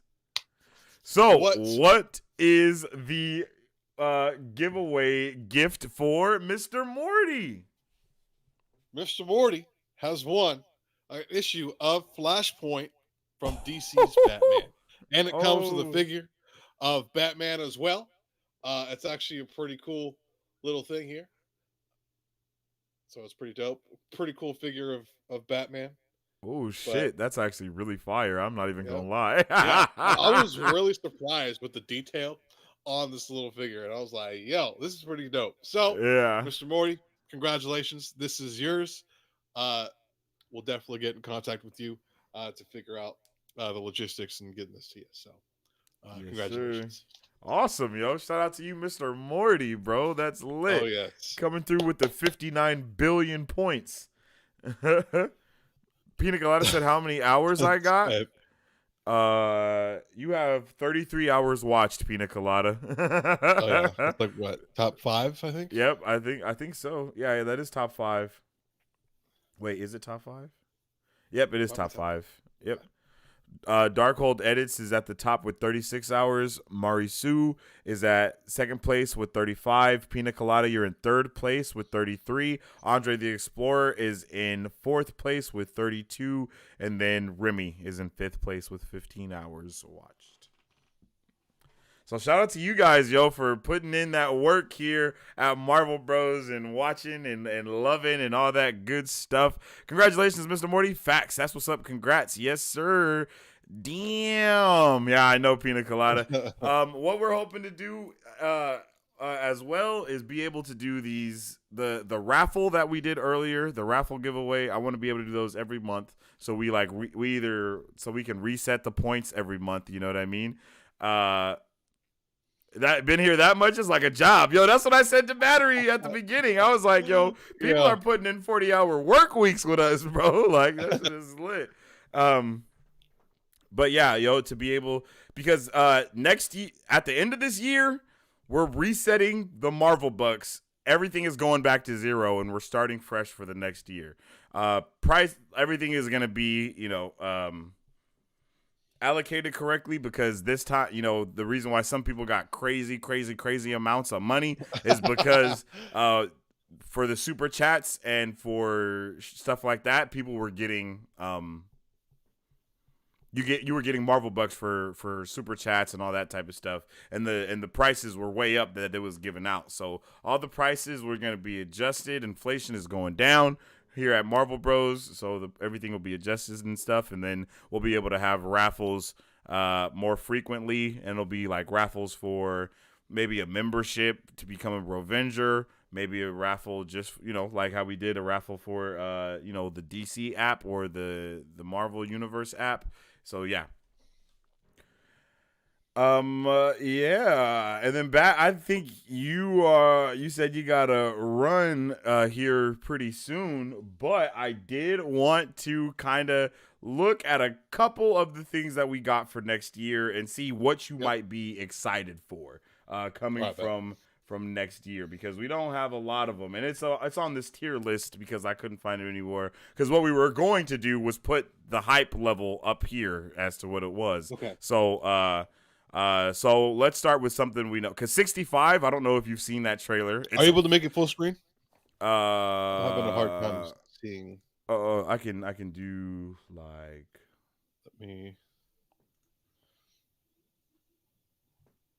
Okay, I can kind of see. Oh, I can read. I can read them off to you. I know you can't see the things because they're small. So this is 65. This is 65, starring Adam Driver. Have you seen the trailer for that? Yes, kind of. Yes. Kind of. Yeah, it's where he's in space and he's taking care of like the little girl on the planet that they crash land on. I saw a teaser for I think a part of the teaser for. I haven't watched it all. Full trailer is crazy. You should watch it. It looks interesting, and it's the type of movie that I would enjoy.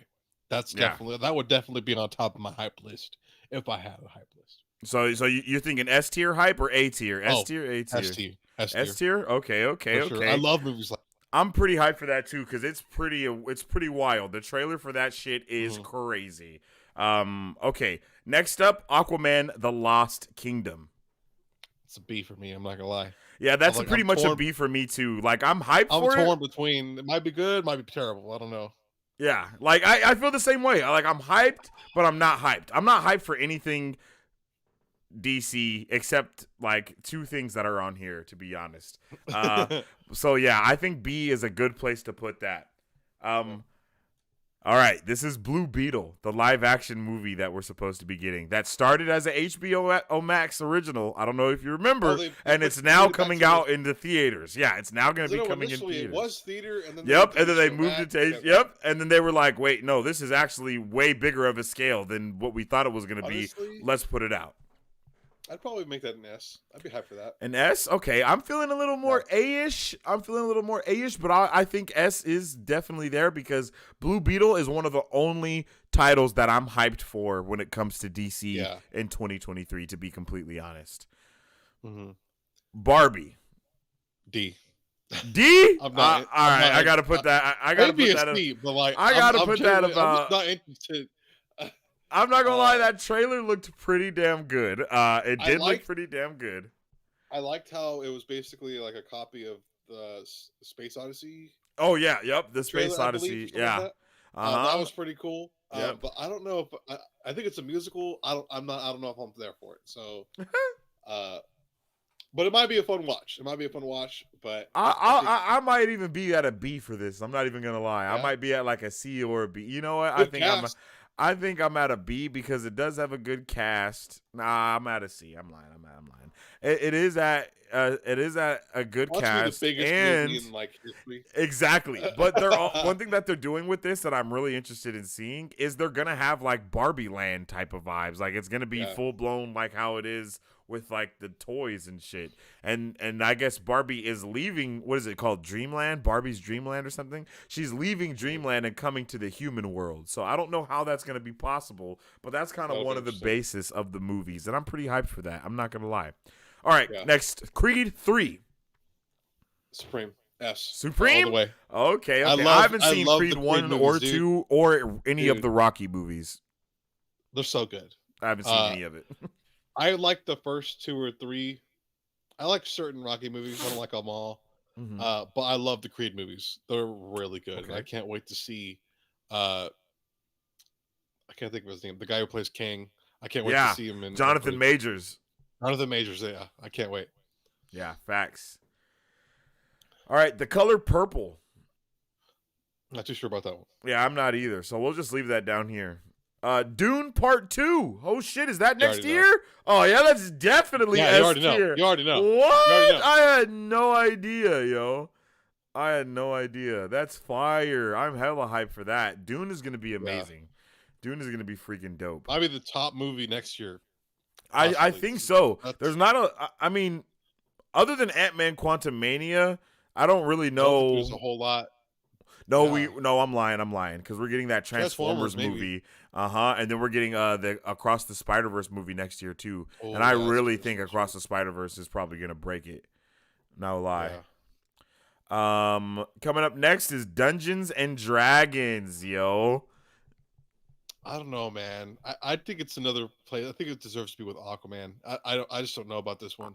I would want it to be A or S, but is it who's the one that's making it? Is it shit, I have no idea. I'm not even gonna pretend. Movies like this, they just haven't done well. Like what's another movie that's like that they try to do that?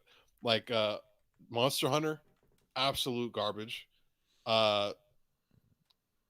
What? There's a couple other ones that they've tried to do. John Francis Daly and Jonathan Goldstein are the directors for this, and it's coming out from Paramount Pictures. I don't know. It might be good. It might not be good, man. Monster Hunter was I absolute personally, garbage. I think this is A. I think this is A tier because the Yeah, trailer seems really dope. The thing is with the thing about Dungeons and Dragons is it hasn't been done well. Ever. Like when it comes to the movie stuff, they just don't do it the right way. Dungeons and Dragons, the trailer that we did we watch that trailer? I think I just watched that trailer. But the Dungeons and Dragons trailer that they released for Comic-Con, it felt a lot like the live action version of The Legend of Vox Machina, which is yeah, the one that we saw come into Prime. That yep, was based off of Dungeons and Dragons as well, and that's just what it gives me a lot of vibes of. So for that reason alone, I think I think that deserves to be S tier, and we're just gonna have to kind of wait and see what's gonna happen with it. yeah. Next up is Evil Dead Rise. I wasn't really into the Evil Dead. I did like the show. Mm-hmm. Uh, Yeah, that came out. the That show was was on fire. Stars. I watched a couple episodes. I liked it, but I'm not a big Mm-hmm. fan of. So I can't say I'm really hyped. Yeah, same. I Uh, can't say I'm hyped for this at all either in any way, shape, or form. So yeah, I don't know what the hell this is. What the hell is this? Oh shit! That is terrifying. Is that The Exorcist? I Is don't there a know new what that Exorcist is. movie coming out? I don't know. Okay, I don't know either. So we're just gonna move those to the bottom. The Flash. How you feeling about the Flash movie, G? I'm like at I want to say A, but I think it's a B at this point. But Okay. I'm really excited for it. I just don't know with everything going on. Mm-hmm. Uh, with the actors, with the rewriting, with the cancellations, with the recasting, Mm-hmm. with the With the refilming. God, everything, bro. With with the everything. everything. Uh, I'm surprised they didn't chalk it. I really am. I don't know. This could be a hit, could be a miss. That's kind of I think where Aquaman stands too. Yeah, I agree with you, but I am a little bit more hyped for the Flash than I am for Aquaman, just because of I Michael think Keaton's I think I am Batman, too. the Flash I stuff, think and I all am that too. type of stuff. I think I'm more hyped for the Flash than Aquaman. So, but I feel it definitely deserves to be in A tier. I think it would be an A tier if we hadn't been through so much shit with it. You know what I mean? Like Yeah. if we at Yeah, I think least got a little bit more, I don't know. Yeah, but yeah, B tier for sure. All right. I think so too. Your favorite franchise ever, Fast and the Furious, Fast 10. What's how hyped are you for that? I'm gonna watch it because I always watch the Fast and the Furious, and I like Mm-hmm. I usually have fun watching them, so I'll probably put it at B. A I'm not, B? or maybe even a C. I'm not dying to watch it, but like when I do watch it, I'll probably have fun, and then I'll leave the theater like, why the hell did I just waste my time to watch this? I could have just waited until just played on TV to watch. Um, but I think it might be a C contender easy. Okay. And then we got the new another Ghostbusters, I guess. I didn't even know that. I don't. That's a D for me. If I'm being honest. Yeah, Like I didn't watch the last one either, to be the honest. newest one, I didn't. I don't know if it even did good. Did you hear about it? I don't I know. don't I didn't hear anything about it after it came out. It just came out and then I didn't hear anything. Like Yeah, there was that's I one feel that we like missed. but that is one that we missed. I will say that. That is one that we missed that we did want to watch. Like we really did want to watch that one, We probably but we should have missed it. too, because it was like Yeah. supposed to be like the new forward for the whole Mm-hmm. brand and Franchise. everything, the Yeah. franchise, and we didn't get a chance to check it out. Yeah. But yeah, I think that's still good to be in D tier. Even if we did check it out, we probably would have still put it there. Guardians of the Galaxy Volume 3 is S tier for me, but what are you thinking? I just saw the trailer when I watched Avatar yesterday. It looks incredible. So S tier. Okay. The Hunger Games, The Ballad of Songbirds and Snakes. I forgot about this. Is this the reboot or is this the just going into the prequel? Okay, this is the prequel. Yeah. I think for me, I want to say S, but I think it's an A. Yeah, I love I the was thinking original A or trilogies B. too much. Oh, I didn't know that you And I loved don't them. I like Oh, that. I dude, ain't gonna lie. I don't know. I didn't read the books, but I love the movies so much. I And haven't I watched just all don't the know. movies. I think Oh, I've they're only so good. watched. I'm I have honestly, I think I only watched 2 of them or one of them I have the whole DVD collection. because there's 3, Actually, right? no, I think there's 4. Damn. Well. The last one's 2 parts. Oh, okay, Might even okay, be 5. But I'm pretty sure the last one's 2 parts for sure. okay. Mockingjay Part 1 and Part 2, I think. All right, let's put Hunger But Games at A. I I think think that's it's an safe. A. I A can't. safe A. Yeah. Indiana Jones and the Dial of Destiny. I want to be excited for this. I do. I mean, Indiana Jones is cool. I didn't grow up being like a massive fan. I've I never seen love any of the Indiana Jones I movies love ever. the genre. I probably I've never watched them to full completeness. I Yeah, have watched the Crystal Skull one, which is the latest one they've done. is that the one Which with yeah, Shia with LaBeouf? Shia LaBeouf, and I can't say it's terrible. It probably is if I rewatch it today, But I'm not excited for this. I feel The you. ride is cool at Disneyland, but So you I thinking feel like C? Or you thinking D? Or you thinking like B? I think it's C. I was thinking C as well. I was thinking C I think for it's sure. C. Yep. Yeah, because Indiana Jones is one of those things that is definitely loved around the world, but I think they're milking the shit out of it now. So it's like it needs to be over. Yeah. And we were hoping that they went with Jungle Cruise as being that new franchise for them, but Yeah. they're I think still if they gonna just. that, and they probably earned way more money. I just don't see a market for Indiana Jones anymore. They're gonna have to recreate that brand at this point. And it's like bruh's 79 years old. Like, how Broke do his you leg keep making filming it Indiana Jones? Like, bro, in what? production. Not that it's a bad franchise. And I'm not hating on it. I just don't. No hate. I don't see a demographic for that series because they haven't done anything with it, and it hasn't done very well. I don't think since the last couple of movies. So, I don't know. I agree. All right, John Wick 4, baby. Yes, you already know.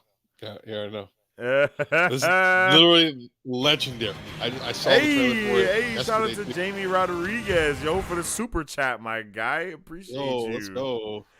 Shout out to you, Jamie. I hope you're having a vibey day, bro. My guy says, did y'all watch the Wednesday Netflix show? Fire. Yeah, it made Battery's top 100%. 5 for the TV shows Yes. of the I think it was top 2? 2. Was it? Yeah, I think it was in your 2. I think it was in your second slot. I watched it. Top 2. I enjoyed the show, but it definitely can't make my top 5. As I was saying to Bat earlier, I was kind of expecting a little bit more of an adult, gory type of vibe, kind of what they did with Sabrina the Teenage Witch on Netflix, but they kind of went the Nancy Drew direction instead. But they still kept it very Addams Family, so that's why I was cool with it. But hopefully in the next season, if they do want to make a next season, they do make it a little bit more gory or something. I'm not sure. And then I also heard them saying something about they're not outside of the realm of possibility for a lesbian relationship with Wednesday and her roommate. And I was like, bruh, yo. I mean, I can't say I caught the vibe, but like why? I don't know a lot about Adam. I don't know. Is that like I don't know. Nah, Wednesday. As far as I know, Wednesday has never. That's kind of weird. Yeah, that's exactly. Just more of like a we got to connect with the times type of move. Yeah.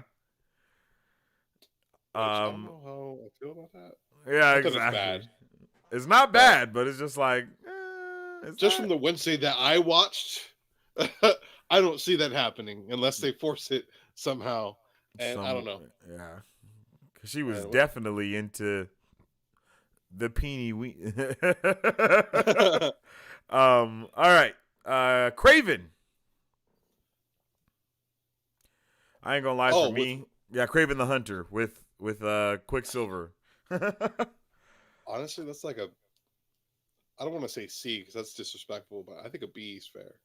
I was gonna say C, but we can give it a B because man, I'm giving it B's benefit of the doubt. Yeah, B Just is 'cause benefit of the Spider-Man, doubt for sure.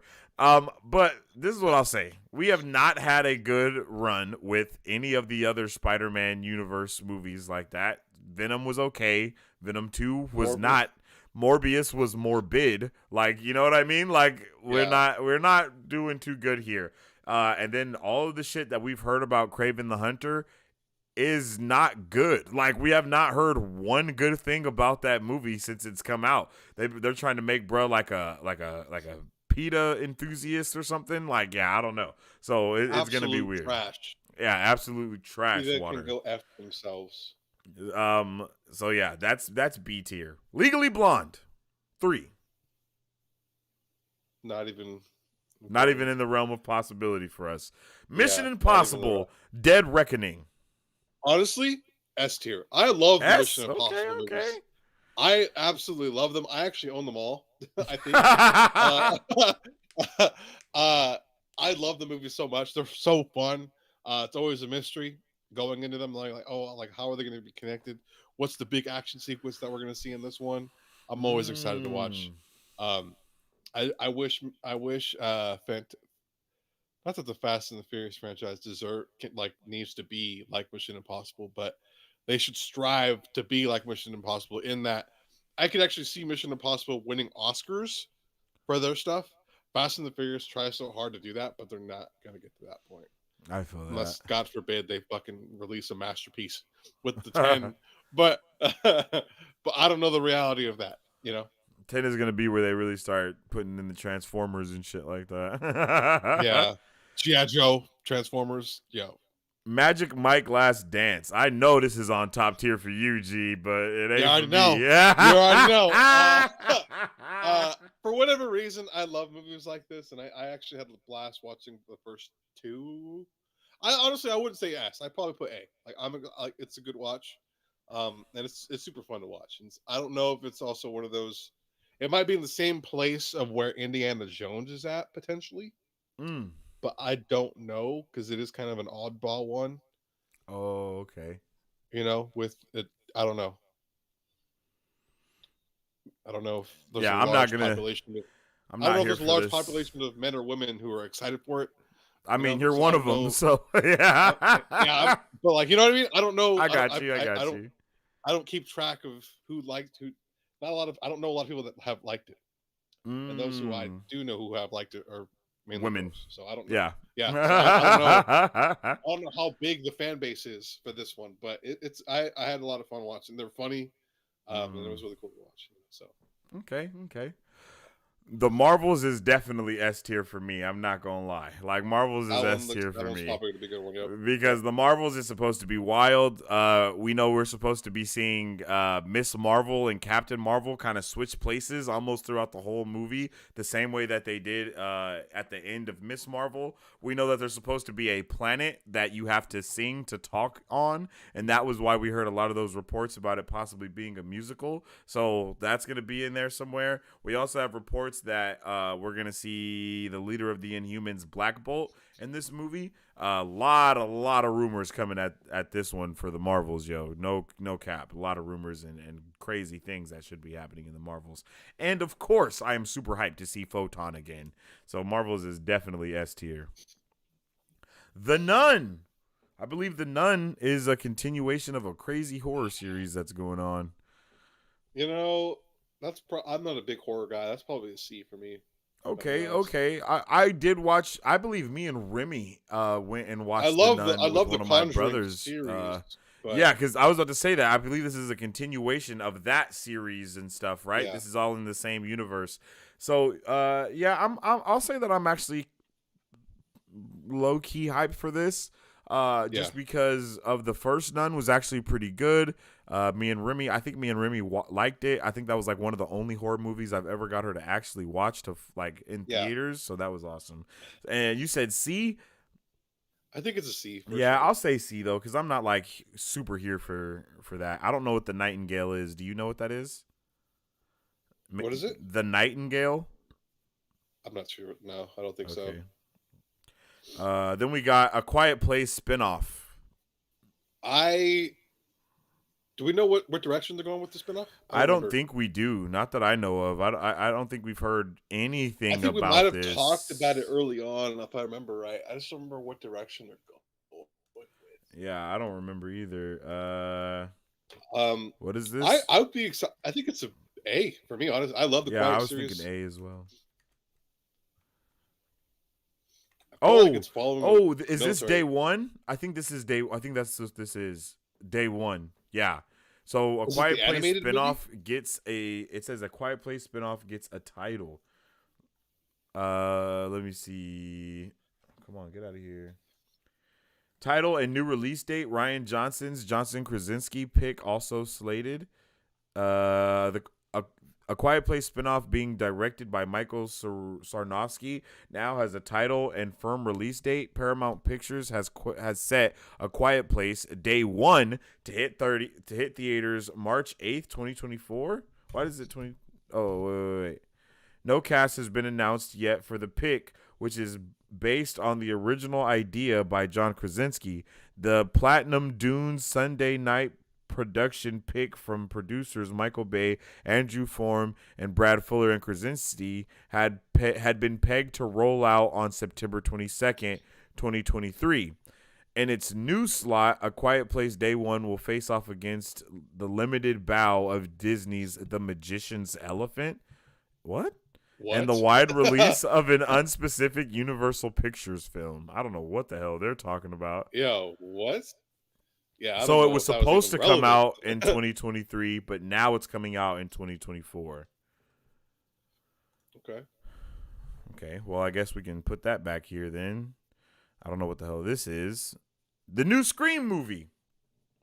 I didn't even see the newest one. Did you see it? I think we wanted to see that as well, but we didn't. Was that this year or was that last year?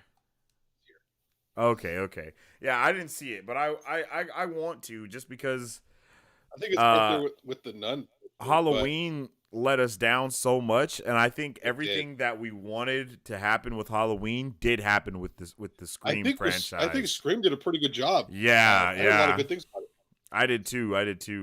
I definitely think this could be, since we haven't seen it or anything, so it could be B tier, but I think C tier is a little bit. Yeah, I think C tier is a little safer just because we don't know anything about this anyway. Shazam! The Fury of the Gods. I'm not gonna lie. I was hyped about this until I saw the first trailer, and then some of my hype kind of went down. I think about B, honestly. All the DC stuff is just at B. Like, bro, it is what it is with that. The first one was good. I wish it was Yes. more grittier, and that's something we've talked about. I thought it was a little too kiddish, and I think they could have gotten away with being a little darker. The second one, I don't know if the comedy, and this is something that we go back and forth about, at least in the past, is talking about how we need to kind of lay off the comedy a little bit, Yes, when it comes to these superhero things. A little too much, especially with James Gunn type stuff. Marvel's starting to kind of, maybe in certain things, Marvel's started to calm down, but like Thor: Love and Thunder was like, calm down? Who? We're just going to multiply it by 35 and yeah. That shit was atrocious. Whatever happens. But I think Shazam is one of those movies that can suffer from having too much comedy. I think it could be cool, but I don't know. I just don't. I haven't been excited since I saw the first one to watch this, and the trailers haven't made me excited at all. Yeah, I agree 100%. Yeah, I think that's a good where it's at. Just leave it. It could even go maybe to C, but I think we could leave it at B for right now. The Super Mario Bros. Movie. I am actually increasingly excited for this. Like, it looks I saw the trailer so damn good. But damn, Chris Pratt's good. voice sucks at being Mario. Like, that's the worst thing ever. Yeah, I don't know how that's going to be. I heard him talk one time in the trailer yesterday, and I was like, I don't know if this is going to be good. I don't know. Is this man even Italian? Like, what? Why did we choose Chris Pratt out of everyone that we could have chose? That's the worst part. Like, there's bro, Italian actors that were like, why'd they choose this guy?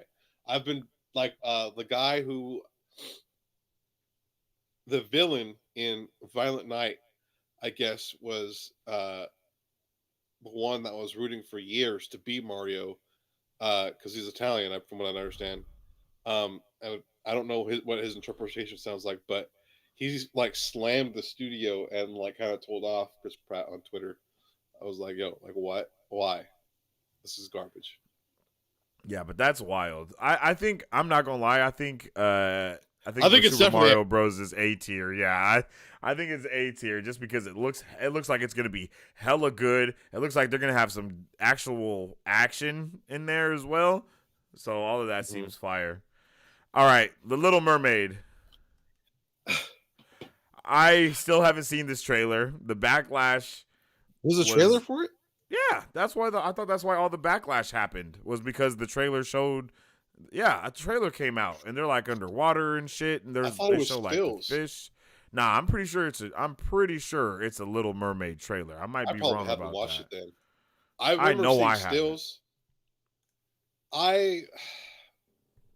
do you feel, bro? I don't know. I I don't think it's an S for me. I don't think it's an S for me.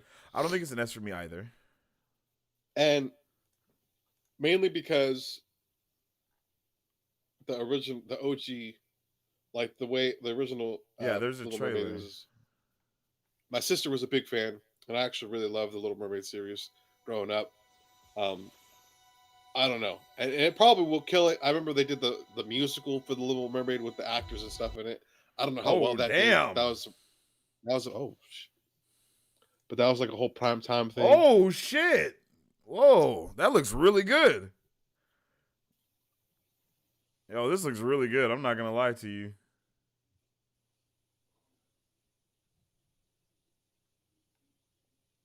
Oh, why is her tail that color though? Was her tail like that before? Is it like? I think they just tried to make it like actual mermaid because that makes a little bit more sense than it Yeah, just being like all blue.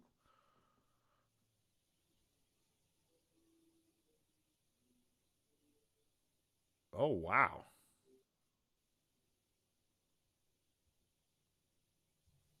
it didn't look too bad. I ain't gonna lie, you know.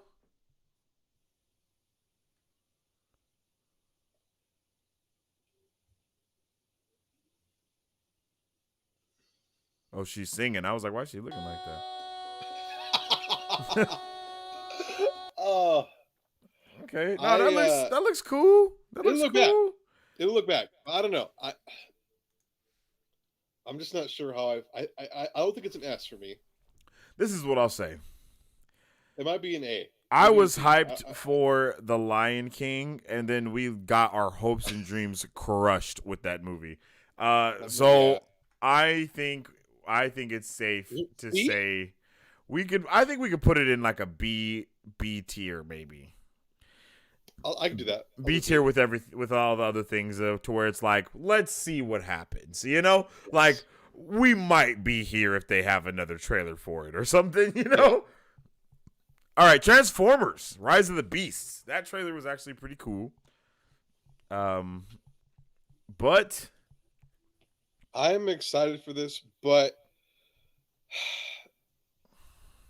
after the because who's directing it? Is it Michael Bay? no, hell no. I don't think I don't know. I feel like they're gonna because the first one was gritty. It was funny, relatable. I don't know. I felt it just was cool at the I time. don't really remember Bumblebee. I'm not gonna lie. After the Bumblebee movie wasn't that great. It was good at the time, but I Oh, I wouldn't thought say that's it what was. you were talking about. What were you Oh talking no, about? no, the very first Transformers movie. Oh, okay. In relation to like where the last 4 or 5 movies were, they haven't been as good since the first two for me. The third one was pretty good too. The first three were good. After that, I wasn't a big fan of the Transformers series. Same. Um, but I All have the hopes stuff for with this one. Mark Wahlberg was kind of trash. Yeah, that was garbage. I think this is a B for me.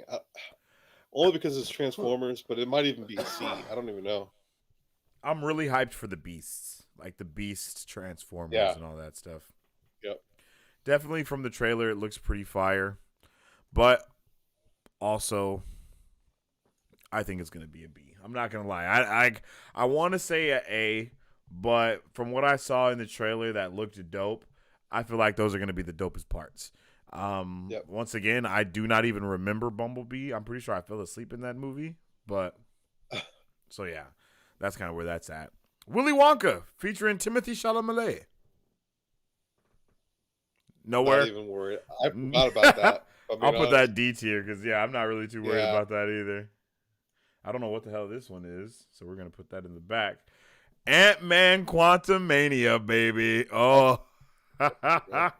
That's definitely S tier. What? That's definitely S tier. And so is Spider-Man Across the Spider-Verse, right? I mean, come on, G. Like, come on. What? Those are gonna be fire. So here is our anticipation list for the year of 2023. Where you can see that we are hyped for. Well, you can see what we are hyped for. You can see what we ain't hyped for, and you can see the things that we're kind of just on the fence about. The way we were like Willy Wonka, who? Delete.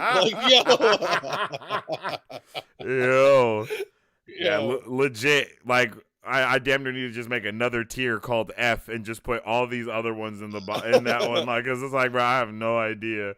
But I do remember, like Willy, like Timothy Chalamet as Willy Wonka. Like, we heard about that in like 2019, like 2018. Like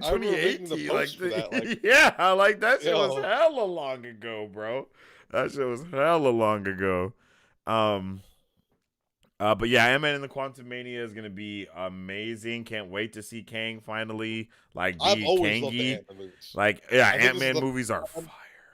That it'll be like a premium movie. I know we talk about all the Ant-Man's privates always feel like they're just side pieces. This one looks like this is the piece. This is the premium slice. The bacon to the cheeseburger. Oh yeah, baby. I can't wait. Oh yeah. And I can't wait to see what's gonna happen. Bro, I am so hyped for this movie. I can't wait to see Stature. Like, that Stature is probably one of my most hyped things about this movie, to kind of get to know Cassie a little bit better from where we left off with her as a child. Also, one thing that I say about Ant-Man is it's going to be like one of the only trilogies that we can watch and not really be completely lost as into what the hell is going on if you don't watch the other movies. You know what I mean? Yeah. Like, of course, without Infinity War and Endgame, everything is going to be a little confusing, but still, like, you don't have to watch hella movies to see where Ant-Man was. Like, you don't have to watch Civil War, to stay along the lines of Ant-Man, but it helps if you do. And then Across the Spider-Verse is going to be balls to the wall, incredible. Spider-Man 2099. It'll probably be the best animation. Probably would have Oscar facts. 2023. Facts. And what else? What else? We got the Insomniac Spider-Man in there. We got the Amazing Spider-Man from the show in there. We got hella Spidey's going to be showing in there. There's at least 30 Spider-Mans in the poster alone that they put out. And that's not even going to be all of them. So I'm just super juiced about that, So let's, this is, like I said, this is the tier list. We're just going to jump into chat, catch up with a few of those, and then we're going to get on to the last giveaway and get the hell up out of here because,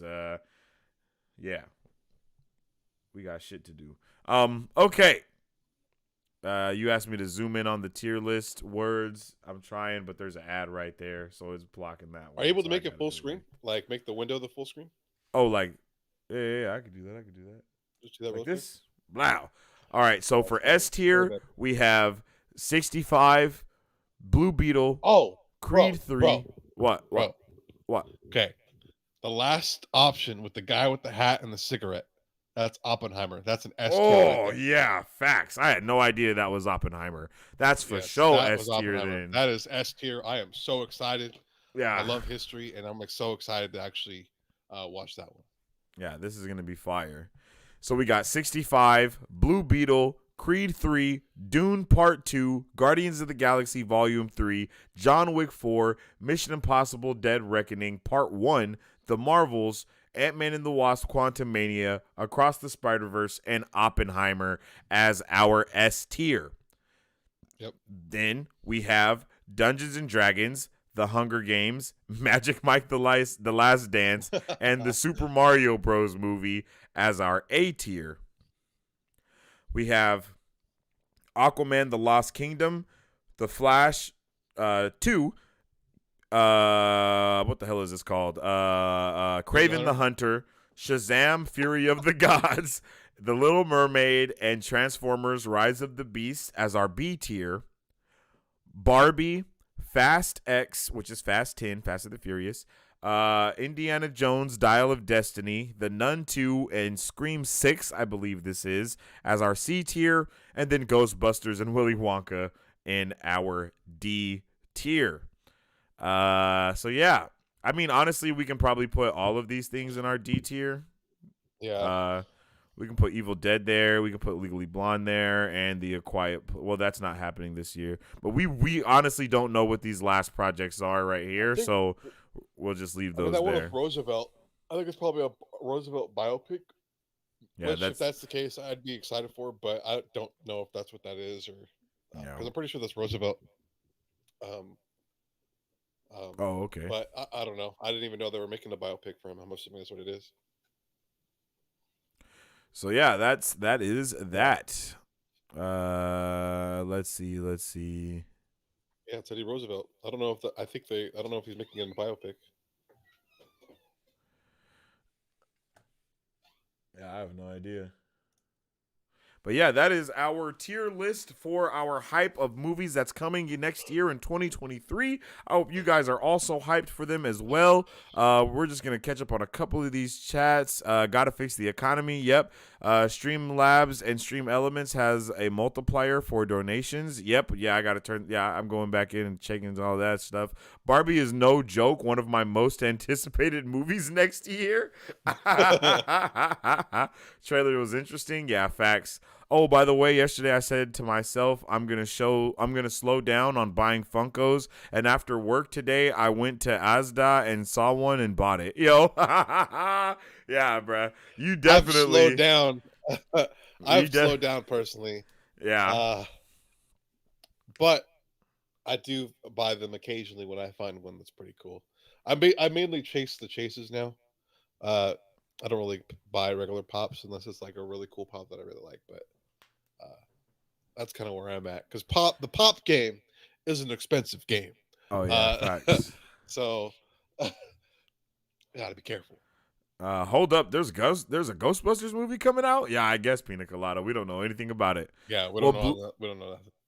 Will Blue Beetle be a part of the official reboot or still a part of the old regime? I think that's something that's up in the air, and we might see Blue Beetle take part of the Elseworlds type of thing, because that is an announcement that we got from James Gunn. Yeah, that's facts. Announcement that we did get from James Gunn is that he's not gonna stop any of the outside things that are happening. So, like, the Joker franchise is gonna continue. Matt Reeves, his franchise with the Batman is gonna continue. And then Blue Beetle might have its own stuff happen, and that become part of the Elseworlds line of stories rather than actually being canon to the DCU. Barbie Desperate, JR, what? What you on about? I have Barbie deserves S tier, bro. What you on about? I think that's what you said. C or D, I'm not really hyped for Barbie. Facts. Y'all bugging. Oh, not Pina Colada being hot because he wasn't hyped for the movie. Creed should be a pretty good one also. I think Michael B. Jordan is directing this one too. Yeah, I believe he's been directing all of the ones that he's been in, if I'm not mistaken. No. I don't know why I think about Ryan Coogler. I don't know why my brain was telling me Ryan Coogler directed something, but maybe he didn't. Maybe I'm tripping. The Five Nights at Freddy movie ain't coming out, but it's still being filmed. Start of the middle of next year. Nice. I know a lot of people are hyped for Five Nights at Freddy's. They said they ain't holding back on the story or the gore. Ooh, that'll be fire. That could be one of the best horror franchises if they really come at it the right way, because Five Nights at Freddy's is like a cult classic type thing. Evil Dead, hadn't really watched any of the new stuff. Yeah, me either. Okay. Then he was just giving you opinion on stuff. Magic Mike F tier. You're hilarious. The Nightingale. The lives of two sisters living in France are torn apart at the onset of World War II. Just look this up. I guess it's based on a book. Ooh, that sounds like it's in your alley, Bat. I'm not gonna lie, yo. Yo, sounds like it's the one for me. All Transformers trailers look fire, but the movies seem to screw up. Yeah, that is very true. Yep. Sounds about the way the movie Transformers movie go. Hey, for real. Yo, they making another Hunger Games? What's up with the words? Yep, they're making another Hunger Games, and from what Battery said, this one is a prequel, right? And I think we're following a president or something like that. I can't remember what it is, or isn't it like we're following the president and onto his rise of becoming the president or something? I think so, but I'm not too sure. Maybe even in the first Hunger Games. I don't know. Hey, Jamie Rodriguez with another super chat. We appreciate you, my guy. Yo. My guy said, any confirmed MCU special presentations in 2023? We are supposed to have at least 2, if I'm not mistaken, from what I've heard. But no, we are not sure on what they're supposed to be, because the next special presentation that we were supposed to get was supposed to be about Nova. But the rumors lately have been that that's being turned into a full-blown movie instead of a special presentation. And then there's also been rumors about Hulk getting a special presentation, but once again, that's also a rumor. So yeah, I don't think we know too much of anything, but I would look for something in the realm of Werewolf by Night, maybe a vampire type of thing or something, you know. Yeah, maybe Blade, but I think that's too small. Maybe Black Knight, you know. I mean, Blade's too big for something like small like that. So maybe they do Black Knight, give him a little backstory, or like the grandpa or his granddad that he like inherits the sword from. That might be dope to do. Transformers S tier. Transformers with no Bay. Thank goodness. Characters actually feel like the original. They do look dope. I ain't gonna lie. The characters definitely look fire. May I ask you? Oh yeah, I read that already. Excited for Spider-Man 2? Yeah. Spider-Verse 2 is definitely gonna be freaking crazy. John Wick 4. Yeah, words. They're doing a John Wick 4, and they're gonna have 2 spin-off series as well. 28 anticipated movies for 2023. Oh, was that? Damn, there was 28 movies that we just did? Holy shit, didn't feel like it. I got a feeling Barbie will take a dark turn. Ooh, that would be... Actually, if that happened, that might be pretty wild. What? Yeah, just to see she starts killing people, and all of a sudden it becomes like a horror murder mystery. Yeah. Yo. That would be crazy. The Color Purple is an adaptation of the movie and is an upcoming American musical. Oh, so it's like the original Color Purple with Oprah Winfrey and Whoopi Goldberg that like started all the stuff for them and stuff. If that is so, then that's cool, because I know I've seen that musical, have not seen the movie though. Oh, okay. I was just thinking that they could use Blue Beetle to start the new DC universe. Yeah, they could, but I don't think they're going to. But James Gunn did say that he wants to use smaller D-list characters to kind of start off the DCU and then come with the Superman movie in the 2025. So if that's possible, that'd be lit. Thank goodness for the Transformers do not have Bay involved at all, but you still can tell since there are less explosions in the trailer and it looks good this time. Yeah, that's facts. When that gorilla dude comes over the mountain into the water, I was like, God damn. All right, guys. And then to finally wrap it up for the last Super Fam Friday of the end of the year, we are going to do our final giveaway right now, and this giveaway is going to all of our active members on the channel. So if you are a Brovenger, this is for you guys, and let's see about these Brovengers once again and shout them out, because they are definitely awesome and they definitely rock socks. Oh yes. Boom. Okay, so we got Dirty Deeds being a Brovenger for 8 months. Benji being a Brovenger for 7 months. Andre the Explorer being a Brovenger for 4 months. Jamie Rodriguez being a Brovenger for 3 months. Cristiano Uzumaki being a Brovenger for 2 months. Remy being a Brovenger for 3 months. Pina Colada for 4. And last but not least, Kiwi Kirby for 4 months as well of being a Brovenger. So we appreciate all of you Brovengers for being a part of this amazing community that me and Battery have been building. It's crazy that we're at 1,500 subscribers already, and we like just hit 1K. We're gonna be at 2K in no time, and then it's just gonna keep going up from there. And the ideas for content and the channel that I have for next year are gonna be crazy through the roof and insane. So we're gonna be spicy. So with all that being said, let's check out this last giveaway. Oh yes, let's see who's gonna win our last prize here for today. And it's pretty dope. It has actually been part of our discussions. Oh yeah. So let's go ahead and see what we got. So as you guys can see, these are all the Brovengers that we just were talking about.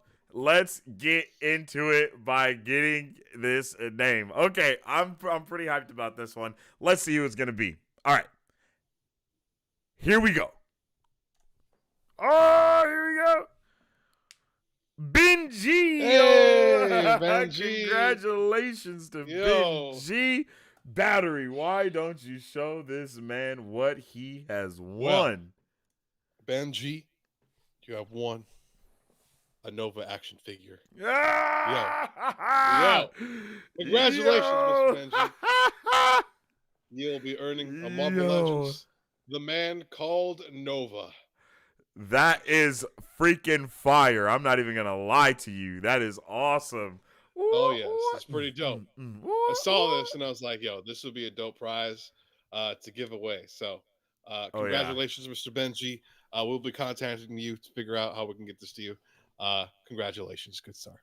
Yo, congratulations to you, and congratulations to all of you W winners and human beings tonight. We got, let's see. We got Andre. We got the Real Sneakers. We got, who's the last one? I know it. I don't know how. Oh my God. What's happening? I don't got it. Oh, wait. I have it right here. I'm tripping. I didn't close it out for a reason. Mr. Morty. That's who it is. Mr. Morty and Benji. Yo, shout out to all of you guys. You guys are all awesome. We are so happy that you guys were able to win the giveaway. We are happy that all of you have been able to be here with us as well tonight. If you haven't already, make sure you drop a like and a share on the stream because it definitely helps out all of the things that we do here on the channel tremendously. If you have not already, make sure you follow us on social media. That's Twitter, Instagram, Facebook, all of the above at Marvel Bros to stay up to date with the latest content, movie news, and our reviews that we post all of the time.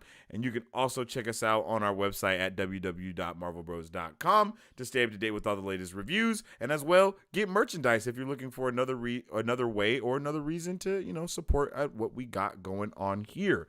And if you are looking for a way to support us and also, get a little bit of extra chicken on the side or a little bit of extra cheesery or get an extra bit of cheese on your baked potato or whatever you want to call it, you can do that by becoming a member of our YouTube channel. Brovengers memberships are now available for everyone. By becoming a Brovenger, not only do you help out everything that we're doing here on the channel, but you also get access to member-only badges, channel emojis, and other special perks. So shout out to all of our Brovengers, and we can't wait to see any new guys, any of you new recruits. Oh, yes. And big shout out to my guy, my brother, the man, the myth, the legend, Battery CEO himself. We love to have you here. Yo, it's been an awesome vibe today. It's been a lovely Super Fam Friday. You got any final words for the Brovengers? It feels good to be back, man. I wish I could say I'll be here more often. It'll definitely it's going to be final student teaching. It's going to be more intense, more demanding in terms of my time. So I don't know. If anything, we might be able to fit in some trailer reactions for you guys. But that might be the only capacity you guys might see me for a little bit. But I had a blast. You guys were awesome. I'm glad we were able to give out some really cool prizes for you guys. With the comic books, with Warhammer stuff. We get some really good giveaways today. So I can't wait to get these out and get some pics with you guys with your guys' awards. Maybe even get some posts on social media. Oh, that would be dope. And sharing you guys' success. So Hopefully you guys enjoyed. I'm excited for this year. We have a lot of good movies, a lot of good shows to look forward to. Oh yeah. It's gonna be good, man. It's gonna be good, and I can't wait for what's to come for this channel, man. Hopefully we can continue growing and keep it moving. Oh yeah, it's about to be crazy, yo, because y'all know I'm not going nowhere. You're going to be seeing a lot more of me. I'll let you know that, because next week is going to be the start of our watch party for Star Wars The Bad Batch. That's coming out. Oh, damn, I don't even know. I think it's the 3rd, if I'm not mistaken. Yeah, I think it's a third. I think it's a Thursday for a Wednesday, but I'm not sure 100%. So we have that coming out next week, and then the week after that we have The Last of Us. Yeah, The Last of Us, which is going to be premiering on HBO Max. And then I think we have a couple other shows that we're going to be doing here on the channel, as well as all the awesome nerdy news that we bring to you guys every single day. Thank each and every one of you guys for being here. We appreciate you for taking the time out of your lovely days for spending it with us here at Marvel Bros. We hope all of you have a wonderful New Year's Eve and a new year. And I hope you guys drink and drink responsibly and don't drink and drive and all that stuff, because we want you guys here with us, and you can't be here with us if y'all in jail. Remember that. So with all that being said, that will bring everything we got going on here to an end. I appreciate you, Battery, once again for being here. I appreciate all of you guys. This has been our end of the year special, for lack of better words, and hopefully we can do this every year. I think that would be fire to do an awesome, dope-ass long stream like this and let you guys know what we thought about everything in 2022 and the things that we're hyped about for the next year as well. Thank you guys for watching. You guys have all been awesome, and we definitely hope to see you on the next one. And like I say all the time, stay awesome, stay nerdy, and stay marvelous. Excelsior. Peace. If you guys would like to support Marvel Bros, all you gotta do is visit our website at www.marvelbros.com and buy some merch. Represent the Super Fam. Or you can join our Patreon to get early access to content, patron-only scoops, giveaways, private Q&As, and those sacred watch parties. We appreciate you guys. We'll catch you on the next one. Excelsior. On today's pop culture news update. And on today's pop culture news update. On today's pop culture news update.